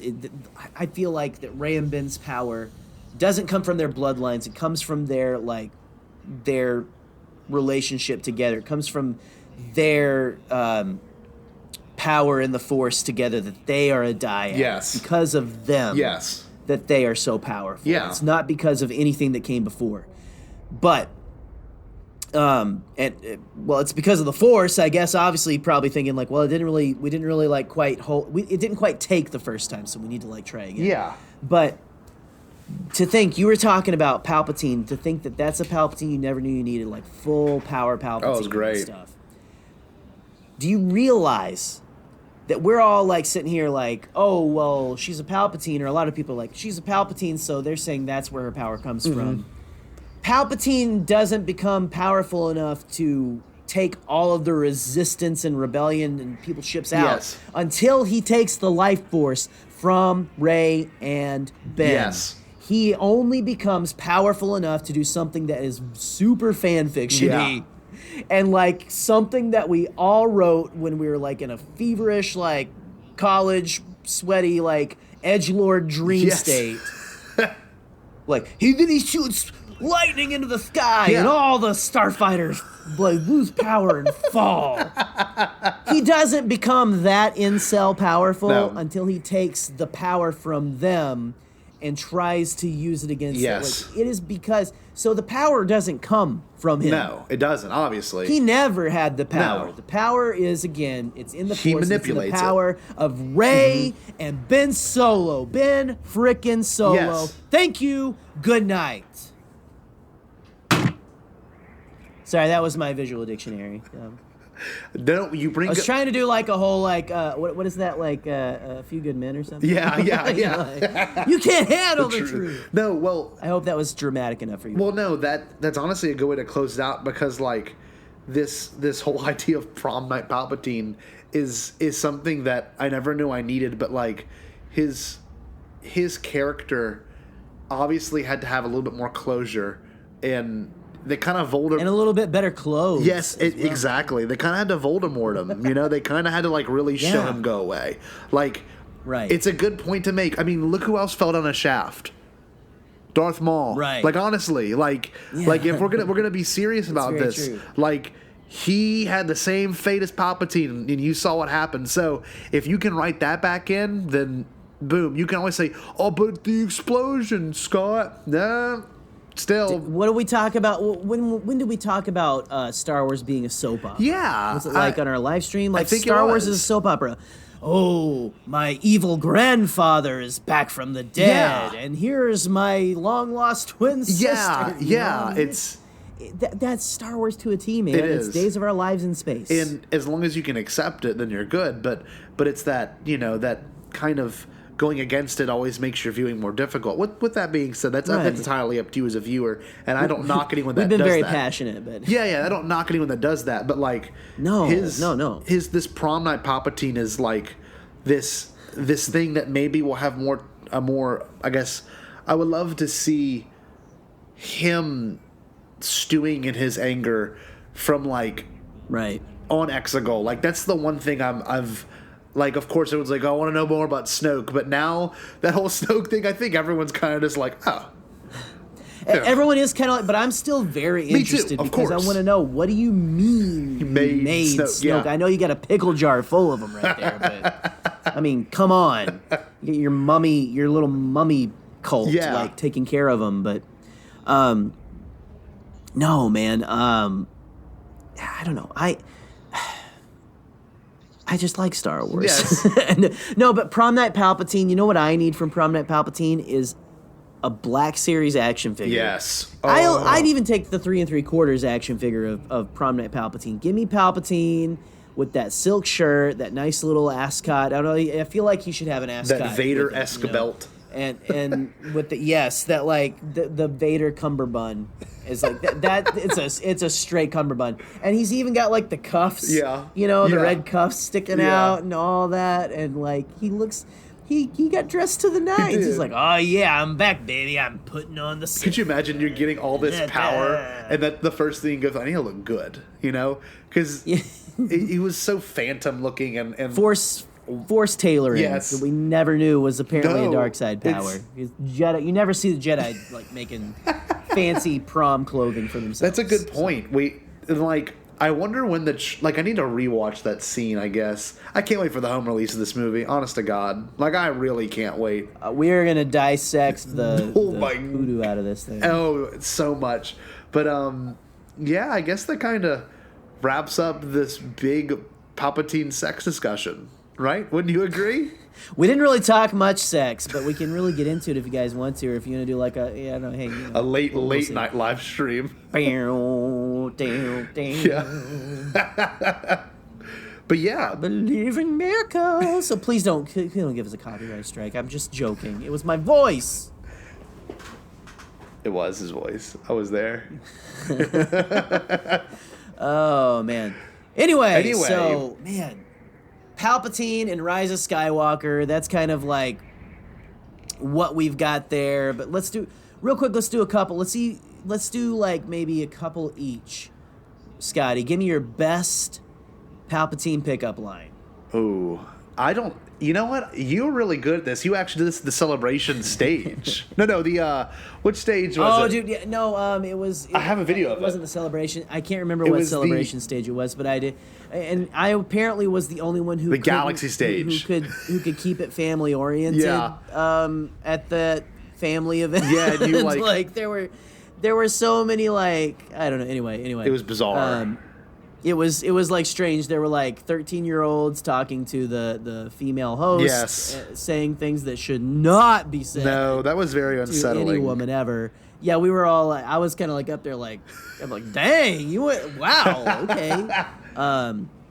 But yeah, you can post that video later if you want to, Scotty, to show my prowess. I will find it again. No, you know what? I'm not clever enough to come up with pickup lines as a person. You're just a genuine person, and you don't need pickup lines. That's the thing. Well, that's how I got Jerry on my pod. Palpatine. That's how Jerry and I got together. We used pickup lines on each other until we fell in love. Honestly,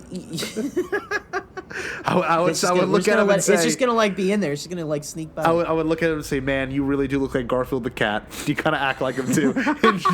and Jerry would say, yep. Strange that we just watched that with Eleanor on really? Disney Plus, of all places, last night, because we were just trying to find something that wasn't Frozen or Muppet Babies. It was Bill Murray being a cat. I've been on a real Muppet Babies kick in my house. That's cool. The new one, not the classic. But it's still good. Anyway, dude, I don't know. So, okay, the only Palpatine pickup line I've really is, "You want this, don't you?" It's like, imagine Palpatine walking up to someone at a bar, or even sitting in his chair with his arm kind of awkwardly draped as much over the back as if it's it goes over his head, so he couldn't be able to do that. Yeah. He's got a leg draped over one arm and stuff. It's like, "You want this, don't you?" Or if you guys saw our promo image earlier, cross from, legs. Yeah, man, the Palpatine sexy legs, that was nice, and stuff. Shout out to I believe Ed Harrison, for drawing that, by the way. Yeah. So go check out his stuff. But dude, that's all I can really think of. So you know what we should do? We got a ton of messages at the last minute for a segment. A segment that Scotty and I are lovingly calling Jakku Jargon.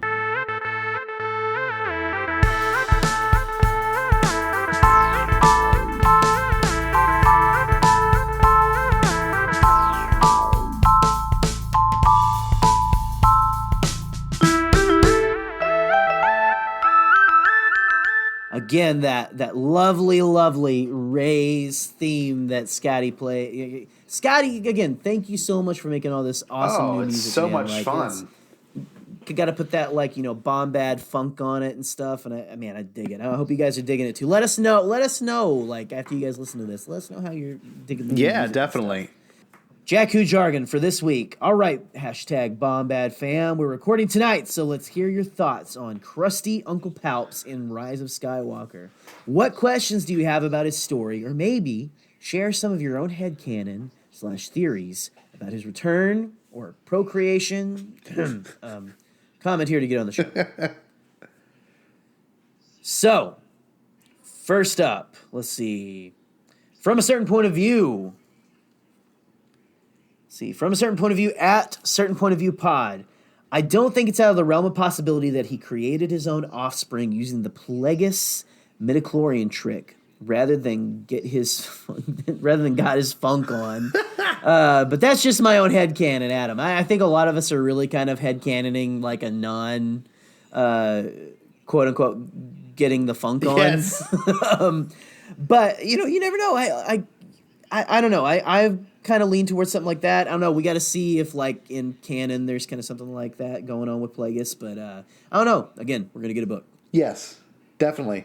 No, that's a really good way to look at it because, like, there's gonna be an answer, which we're thankful for. Like, there will be. Same with the next one from Justin Reed at Justin10. Justin Reed, great fan of the pod. He wrote up, pretty sure. Hey, what's up, Justin? What's up, Justin? Pretty sure it was by some ancient Sith magic alchemy, but I want to know specifically how he came back. Until then, my headcanon is that the Sith cultist recovered his rotting corpse and used ancient Sith magic to reanimate it with his spirit / soul, whatever you want to call it. Which could totally be the case, because you saw when Ben walked in that there was these, like, weird zombie-looking people with sticks, like, putting things in. So, like, that could be the case. They could have found his body on the wreckage. Plugging those Snokes into the Matrix or something. I don't know what they were doing. Like, so he could learn Kung Fu. Yeah, definitely. But Justin, I love you, man. Yes. I love you, by the way. Love you, buddy. Book. There'll be a book. But yeah. Headcanon is cool too. Yes. So. All right. So all remaining systems. Michael in parentheses at local first order. While most of my problems with Rise of Skywalker, which I still overall enjoyed, involved the return / inclusion of Palpatine, Ian McDiarmid is still an absolute joy to watch on stage. And Scotty, if I may, he commented under his comment. Yeah. He said, also, as the Jedi Prince stan of the Star Wars fandom, I would like to point out in Legends, Palpatine had a son named Triclops and a grandchild named Ken. As Ahsoka said, there's always some truth in Legends. Yeah. Yes, I remember listening to a podcast that was breaking down the Triclops story. It is absolutely ridiculous. So Palpatine, I guess, had a son and ended up he had three eyes. Nice. Like one in the middle, which hence Triclops. Yeah. And that's kind of the delicious, Star Warsy EU goodness that people really were upset that they got rid of. So, okay, I'm throwing shade now. I'm sorry, I didn't mean to throw shade, but that I kind of did. Triclops is dumb, and his grandchild was named Ken, so we almost had that. So, and we almost kind of did Kylo Ren, Ken. Baby. A lot of people, Kylo Ken. There you go, a little Ken knapsack action there. There's some love. Our next one's from Rural Farm Boy at Rural Farm Boy, a great friend of the pod. Rural Farm Boy, one of the first featured actually on our positivity episode, because what I was thinking to myself when I was editing it, like, who better to start this off with than the man himself? So that was a total you're the main man, you are the one, dude. So Anthony, thank you so much, bud, for always being so supportive. Thank you so much, Anthony. And he asked a different question, doesn't deal with Sheev, which I like this question. He says, you're a stormtrooper, but there are many different ones. A standard stormtrooper, scout, coastal, defender, shore trooper, snow trooper, death trooper, scuba trooper. Which are each of yours? So, which one are you going to be, Jerry? I know my answer already. This is hard. He names off a bunch, but it's just what trooper are you, bar none from all of Star Wars, right? Is essentially the question. Man. Can I get mine? Yeah, I've go for it. I've always been fascinated with the Scout Trooper. If I had to do a 501st suit, be Scout Trooper. I love the helmet. Scout Trooper? I love the look. Nice. I love the speeder bike aspect of it, even though I don't bike myself or do any sort of motorcycle things. I love that. It looks like it would be Right. like, especially now with the Mandalorian, like they seem like the motorcycle policemen that like have to go to parades. Like that's just kind of what they remind me of, which I really like. But Jerry, can you have anything off the top of your head? Anyone? No, well, I mean, just the motorcycle police. I really dig. This isn't my answer, but this is a freebie. I really dig the motorcycle cop from Solo. Yes. Whatever that. It's like a stormtrooper, but like a had the kind of Lego. different variation Yeah, I'm on it looking and at it, stuff. yeah. Yeah, dude, I love that. I love that thing. I love that one. But I think my trooper would have to be the ATDP pilot from Rebels. Oh, nice. I dig that. It's a deep cut. It's like Rebels season 1 and 2-ish. I think they made it through the whole show and stuff, but they drove like the big like troop carriers that used to be like just in the toys and stuff. And they also, did the early AT-ST walkers that were the ATDPs. Yes. And so they're essentially like the ones that wore the helmet, almost like Ezra, but a little more like official. Yes. And they had like kind of more of a officer vibe going on with like the like General Veers when he goes into battle, he has like the chest plate and stuff. I dig. I just think that's a cool look. That's a good look. I like that one. Man. Anyway, that's me. I'm sweaty nerdy for the ATDP pilot. All right. Next up, we have As Father and Son, parentheses AS-FAS, at ASFAS92. He told Anakin, being Palpatine, that Plagueis taught him everything he knew. Does that mean he taught him how to transfer his spirit at the moment of death? And if so, why wasn't Plagueis able to possess Sheev at the moment of his death? Or maybe he did. He is all the Sith. Yeah. Dave, Timothy, love you guys. Book. we're gonna get a book. No, I don't know, probably. Yeah. We kind of talked a little bit about like all of that. I don't know. There's an episode in this question is what I'm afraid. That's of, the guys. thing. It's like that we're gonna have to like dive even deeper into like what the heck is going on with Palpatine. Why is he back? Yeah. We were trying to focus on the sexiness here, but we got off track because everyone's like, "Why is he back?" Yes, and it's a good thing. I guess no one is as like worried about how he could get laid. Well, one thing, the only answer we really have is that the dark side's a pathway to many consider to be unnatural, and that's a great way to write off a response. Like, let's be honest, well, hey, right, it's a pathway to many to consider to be unnatural, and you're like, I guess I gotta accept it, That's what it is. It. I was fine with it only because I've been saying it for like 3 months. Yeah. Like that's what I keep going back to. But anyway, who needs to toot their own horn? Scotty, what we got next? Benjamin L. Ackers, great fan of the show, and of course the wonderful TRB at Sheetsy Beatnik says, my first thought would be he manipulated the midichlorians to create Sheev Jr., but I wouldn't hate the whole Palpatine has a concubine angle, which, like back in Legends, it could be all part of the new canon story of Dark Plagueis the Wise. # Stay Bombad. I'll never forget having to ask my mom what a concubine was because it was in the Jedi Prince series, if I remember correctly. Was it really? Yes. Oh, that's awesome. Man. So, see, I got that in Bible school. Yeah. So, like, no lie either. I bet. And he had all these concubines and stuff. Like, concubine? It's like some kind of... we're going to stop Yeah, here. so... before we'll have questions. But, I would love, honestly, if that was the case. And, of course, like he says the end of it, which is my unfortunate response, it could all be a part of a new canon story of Darth Plagueis the Wise. And I think what better way to wrap up this whole question we have about Palpatine, but with going back and really retelling... Darth Plagueis and his involvement with however he got started at the Trade Federation. There's a lot of things to be answered about how Palpatine even got involved. So a book could easily answer questions that we had in The Phantom Menace and questions we're having now. So I think I hope it's like a series of books, I hope we get a prequel story about Sheev, original trilogy, and then we get sequel trilogy. I think it'd be clever for them to do that. So yeah, books, my biggest answer, at least some sort of awesome story to build off of. But anyway, what's the next one, G Money? Next up, we have Jump to Light Speed, a bite-sized. My goodness, you have a huge name. It was a bite-sized Star Wars podcast. So Jump to Light Speed at Jump to Lightspeed. They said, I like to imagine awkward Sheev reading pickup lines from a notepad in Dex's Diner, and they included an amazing gift from Back to the Future of George McFly trying to ask out his future wife. It says, I'm your density. Yeah, I'm your density, yeah. It was like, I'm trying to think of like a pickup line that he could say and stuff.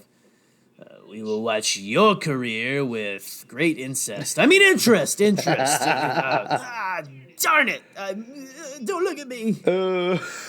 But I don't know, man. Yeah. I like the whole walking up in Dex's Diner. That is nice. So thank you for giving a Back to the Future flair to all this entire Exactly. Our next one's from Mike Hatt at Ian E. Smith. He said, how's he not dead when he fell, exploded, and then exploded again? And I don't mean to be rude, but Darth Maul. Let's be honest here. Darth Maul. Well, let's be honest. We don't know Darth if he really Maul, did explode. Gosh, who else did we think was dead and came back and stuff? I mean, Vader spun off into nothingness. I guess he flew away.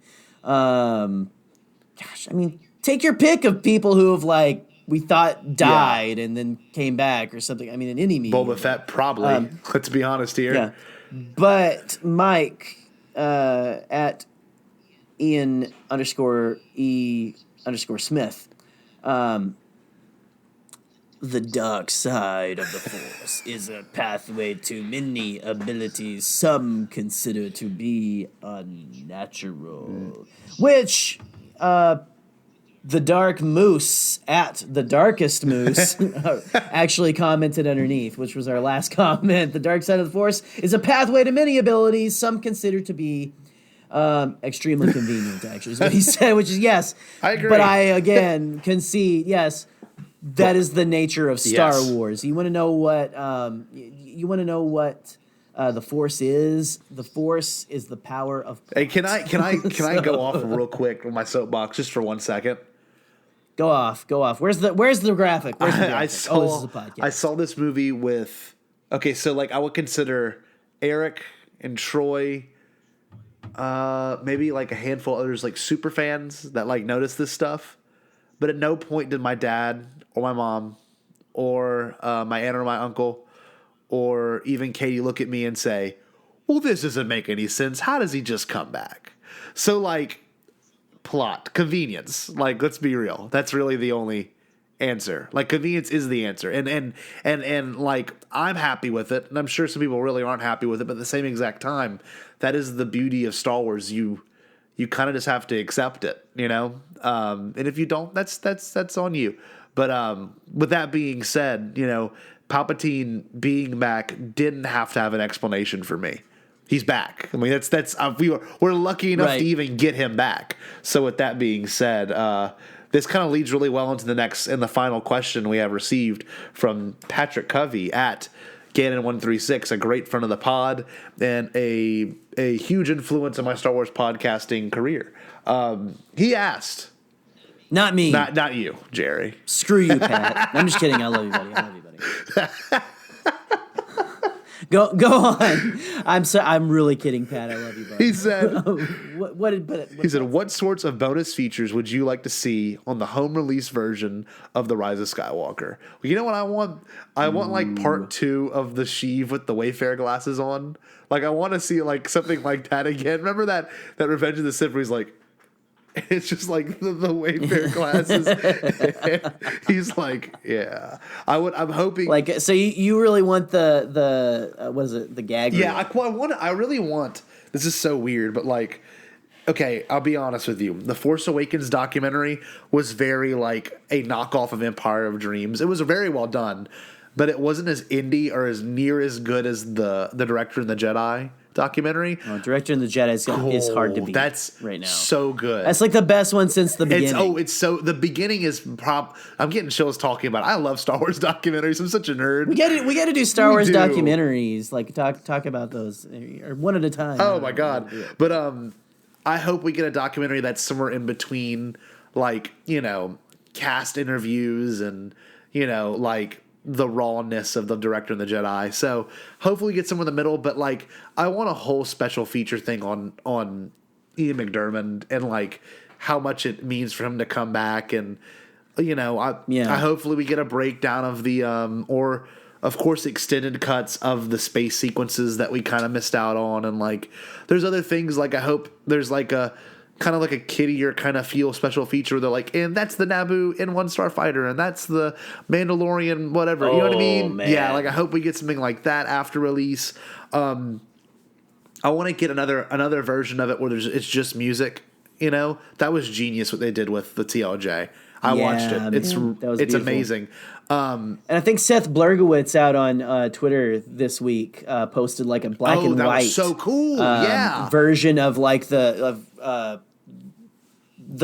music only version of Kylo like tricking Snoke and like that was gorgeous and made me realize how TLJ is still my favorite, but I love them all. I love them all. Yeah, guys. definitely. But I don't know, man. If I had to, I really want, like you're saying, like I want a good documentary. I would love it if they did a documentary, Scotty, with footage of them planning way back in 2014, 2013.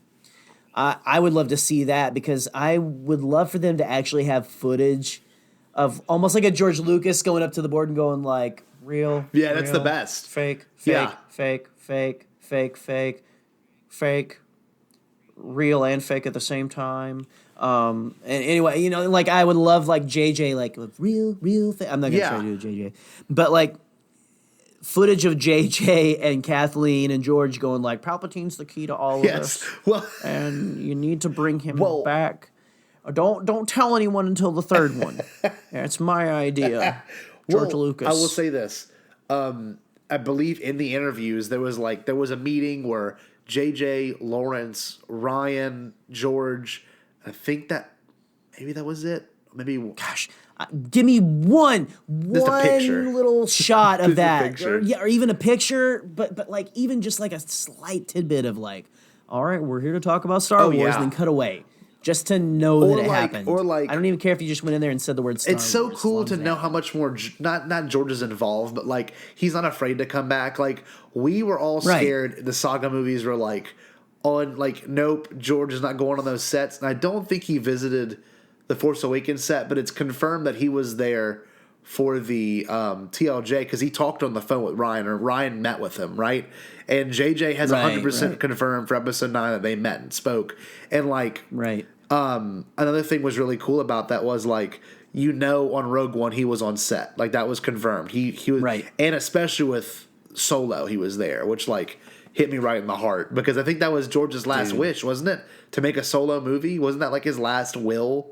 Essentially, that was that was like the last one that I think he worked. Or no, that was what they asked Kasdan. That's how they got Kasdan. Yes, that's how they got Kasdan to write Force Awakens. Yes. Like, we want you to come back, and he's like, okay, I want to make a Han Solo movie. That's pretty good. I can't do. I don't know if I can. That's pretty good, G. I want to make. No one writes Solo Hans Solo like me. That's really good.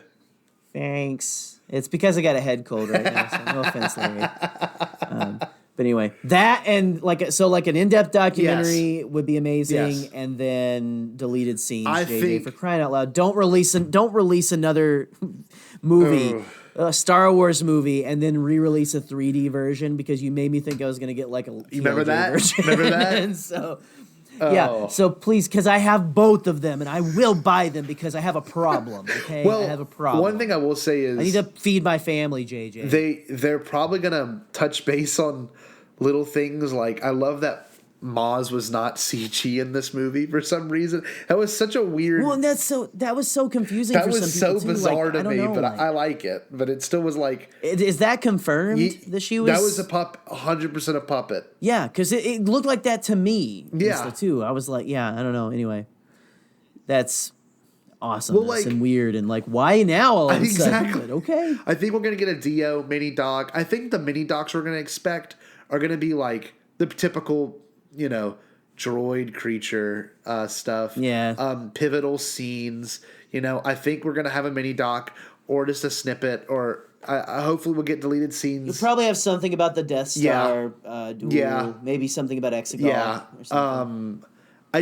I want this commentary, because if you listen to TLJ's, it was great. It was more about the production. If you listen to Force Awakens commentary, it was good, but he couldn't really divulge that much into it. Like it wasn't like. Yeah. But I hope this movie's like insanely like, oh yeah, we did this because that's what this was, and full detail. Like I hope it's like all unabridged, and like usually, if I'm not mistaken, they do that like commentary like very soon after the movie releases in theaters. So like there's no like influence from an outside, press sourcing. You know what I mean?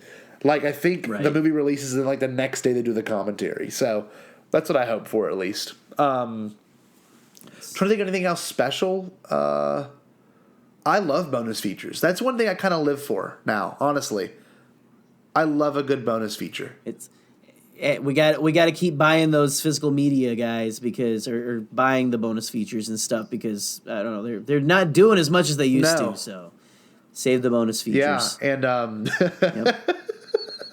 that would be the new Bombadcast shirt.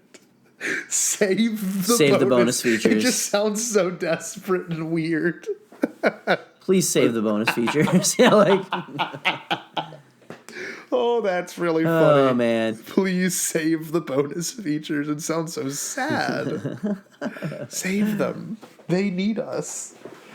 Desperate bonus features. Oh, we're running late. we're getting a little tired, I can tell. But like, no, with that being said, Patrick, that's very thought-provoking question, and maybe whenever that news drops, hopefully in February, and because I know the home release is in March, right? Hasn't that been confirmed pretty much? I don't know if it's been confirmed, but it's just kind of like what people are thinking. Yeah. I know like there's a little bit of controversy with the novel or something. People are thinking it's controversy, but like, yeah, they're around March-ish, April, somewhere in there is the window. Well, so that's been the window for each one so far. There's going to be a breakdown of it when it comes to us, so. Oh, yes. I can't wait. Oh, yes.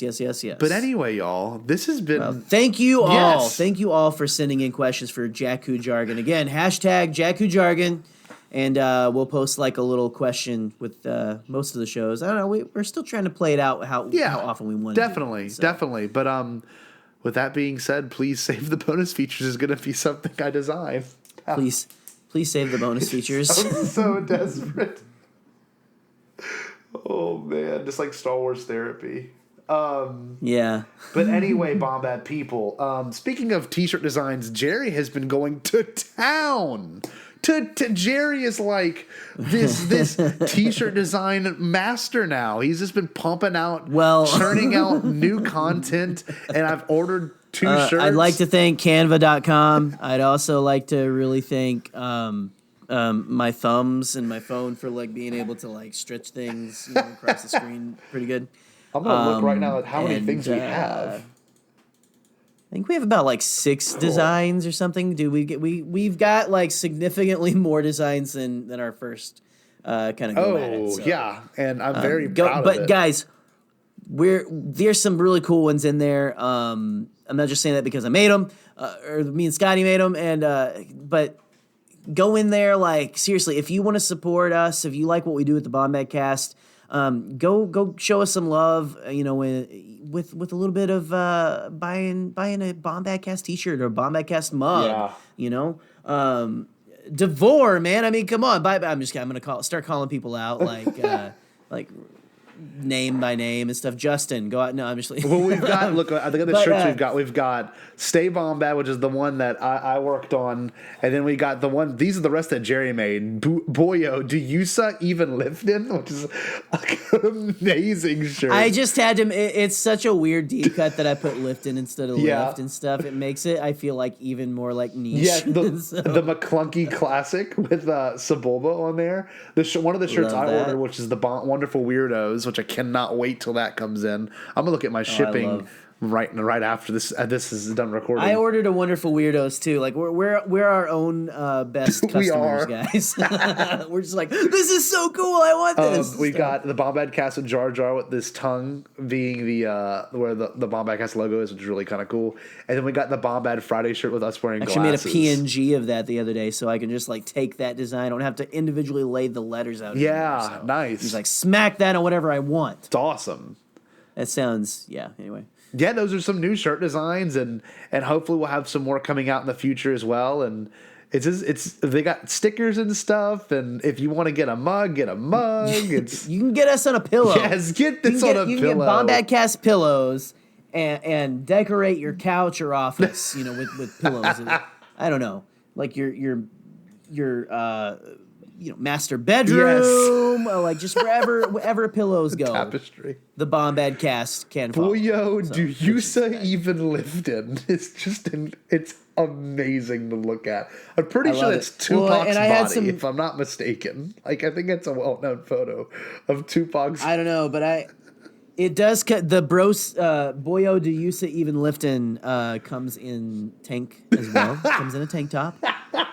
And I had some buddies of mine from Arkansas who were like, shout out to you guys if you're listening and hear Del Rey and Blake. Yeah. But they were like, I think Blake tagged my buddy Del Rey in it, and he goes like, oh, cool. And I said, because knowing Del Rey, he's a weightlifter guy. I was like, hey, dude. It comes in sleeveless, so Yusa can show off the Gungans. So in it, I know. More guys. than likely, when Celebration comes around, we're going to try to get a Bombadcast shirt meetup, and it does not have to be a certain shirt. It can be any of our Bombadcast shirts, and I hope, and I probably will show up in the Boyo to Yusa even lifting, and the fact that Georgia has a Bombadcast chest tattoo is just incredible. Oh, yeah, dude. I was like, I've got to put that on there. But yeah, dude, you guys show your love for Bombad Fridays, all that stuff. Just show your love for the Bombadcast. If you like what we're doing, we get a little bit of a kickback from those shirts and stuff. And I don't know, the more kind of support you give, the better content hopefully we'll be able to put out for you guys. Exactly. The more time we'll be able to spend on this stuff. So. Totally. But yeah, that's why we have the shirt. It's not just because we're like we really want to make shirts and wear them ourselves. That's part of it. But that is part of it. It makes me happy. Me as well, sir. Me as well. So. But anyway, y'all, if you've got nothing else to say, this is Scotty Jarrow, and you can find me at the Scott Jarrow on Twitter, and you can make sure you find us on Spotify, iTunes. Oh, I'm sorry, Apple Podcasts. Spotify, Apple Podcasts. We're on YouTube as well. We're on Google Podcasts. Yeah, we just put out our album on iTunes, so go check that out. It's called Bombad Boys, and no, maybe. Not yet. Maybe. Yeah. But make sure you check out TeePublic. You can go watch our reaction video to the Rise of Skywalker trailer and continue supporting us through just being a fan of the show. And I love anyone that feels the need to comment and be a part of our Twitter community and our Facebook community. We really appreciate that. And keep in mind, we'll be having some live stream information updated soon.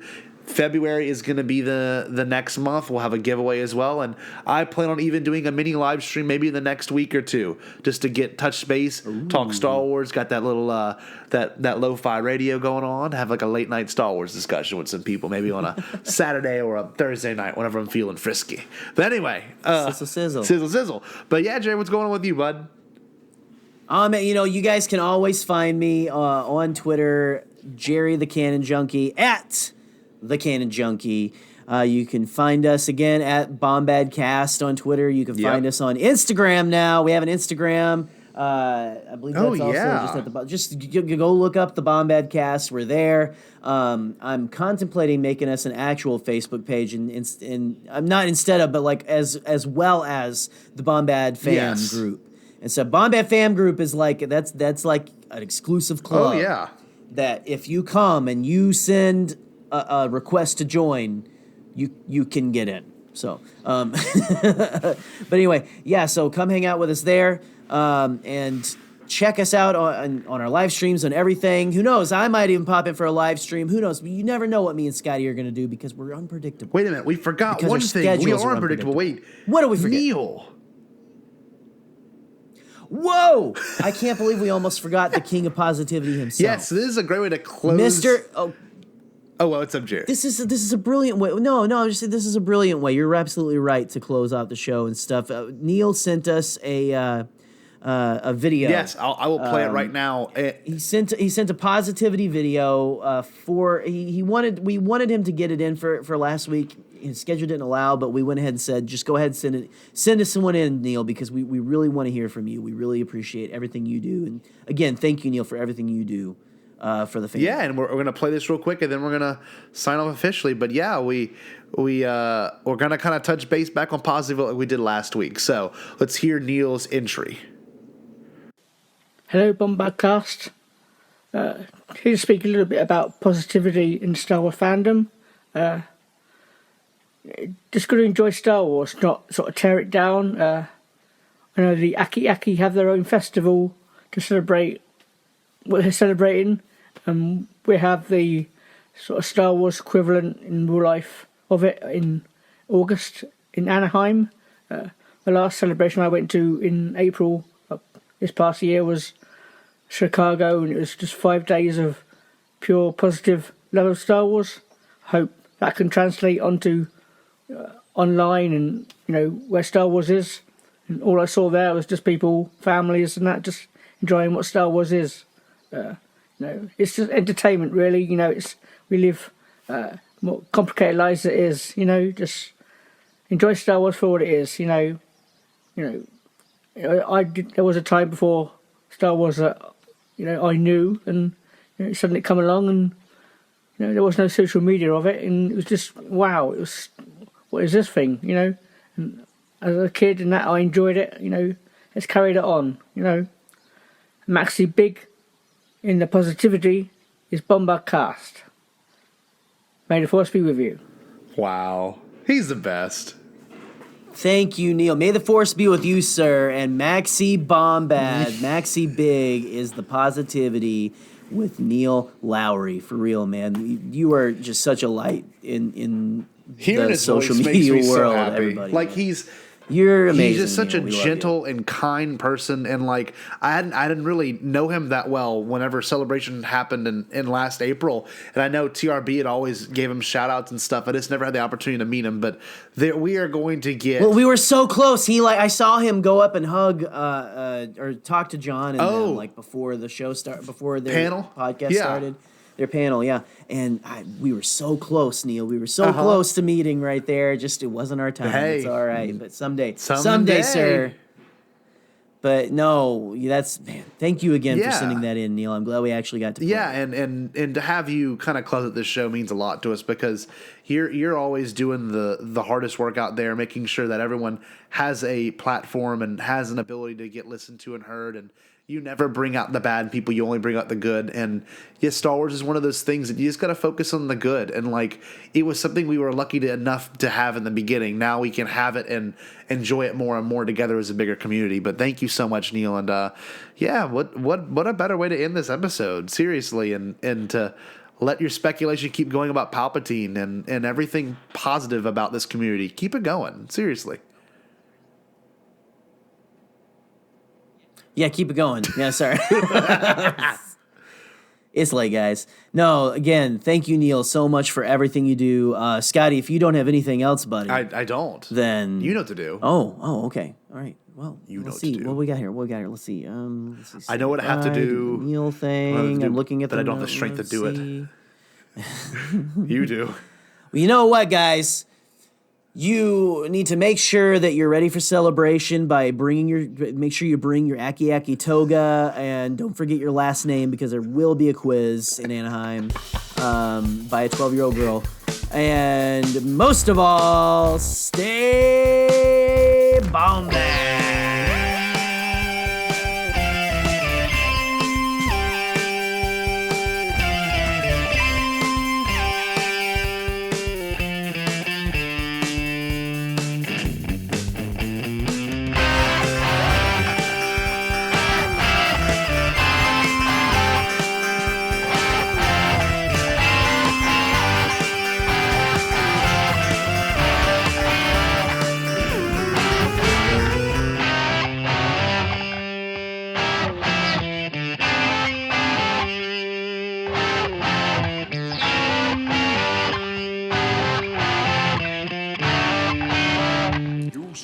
or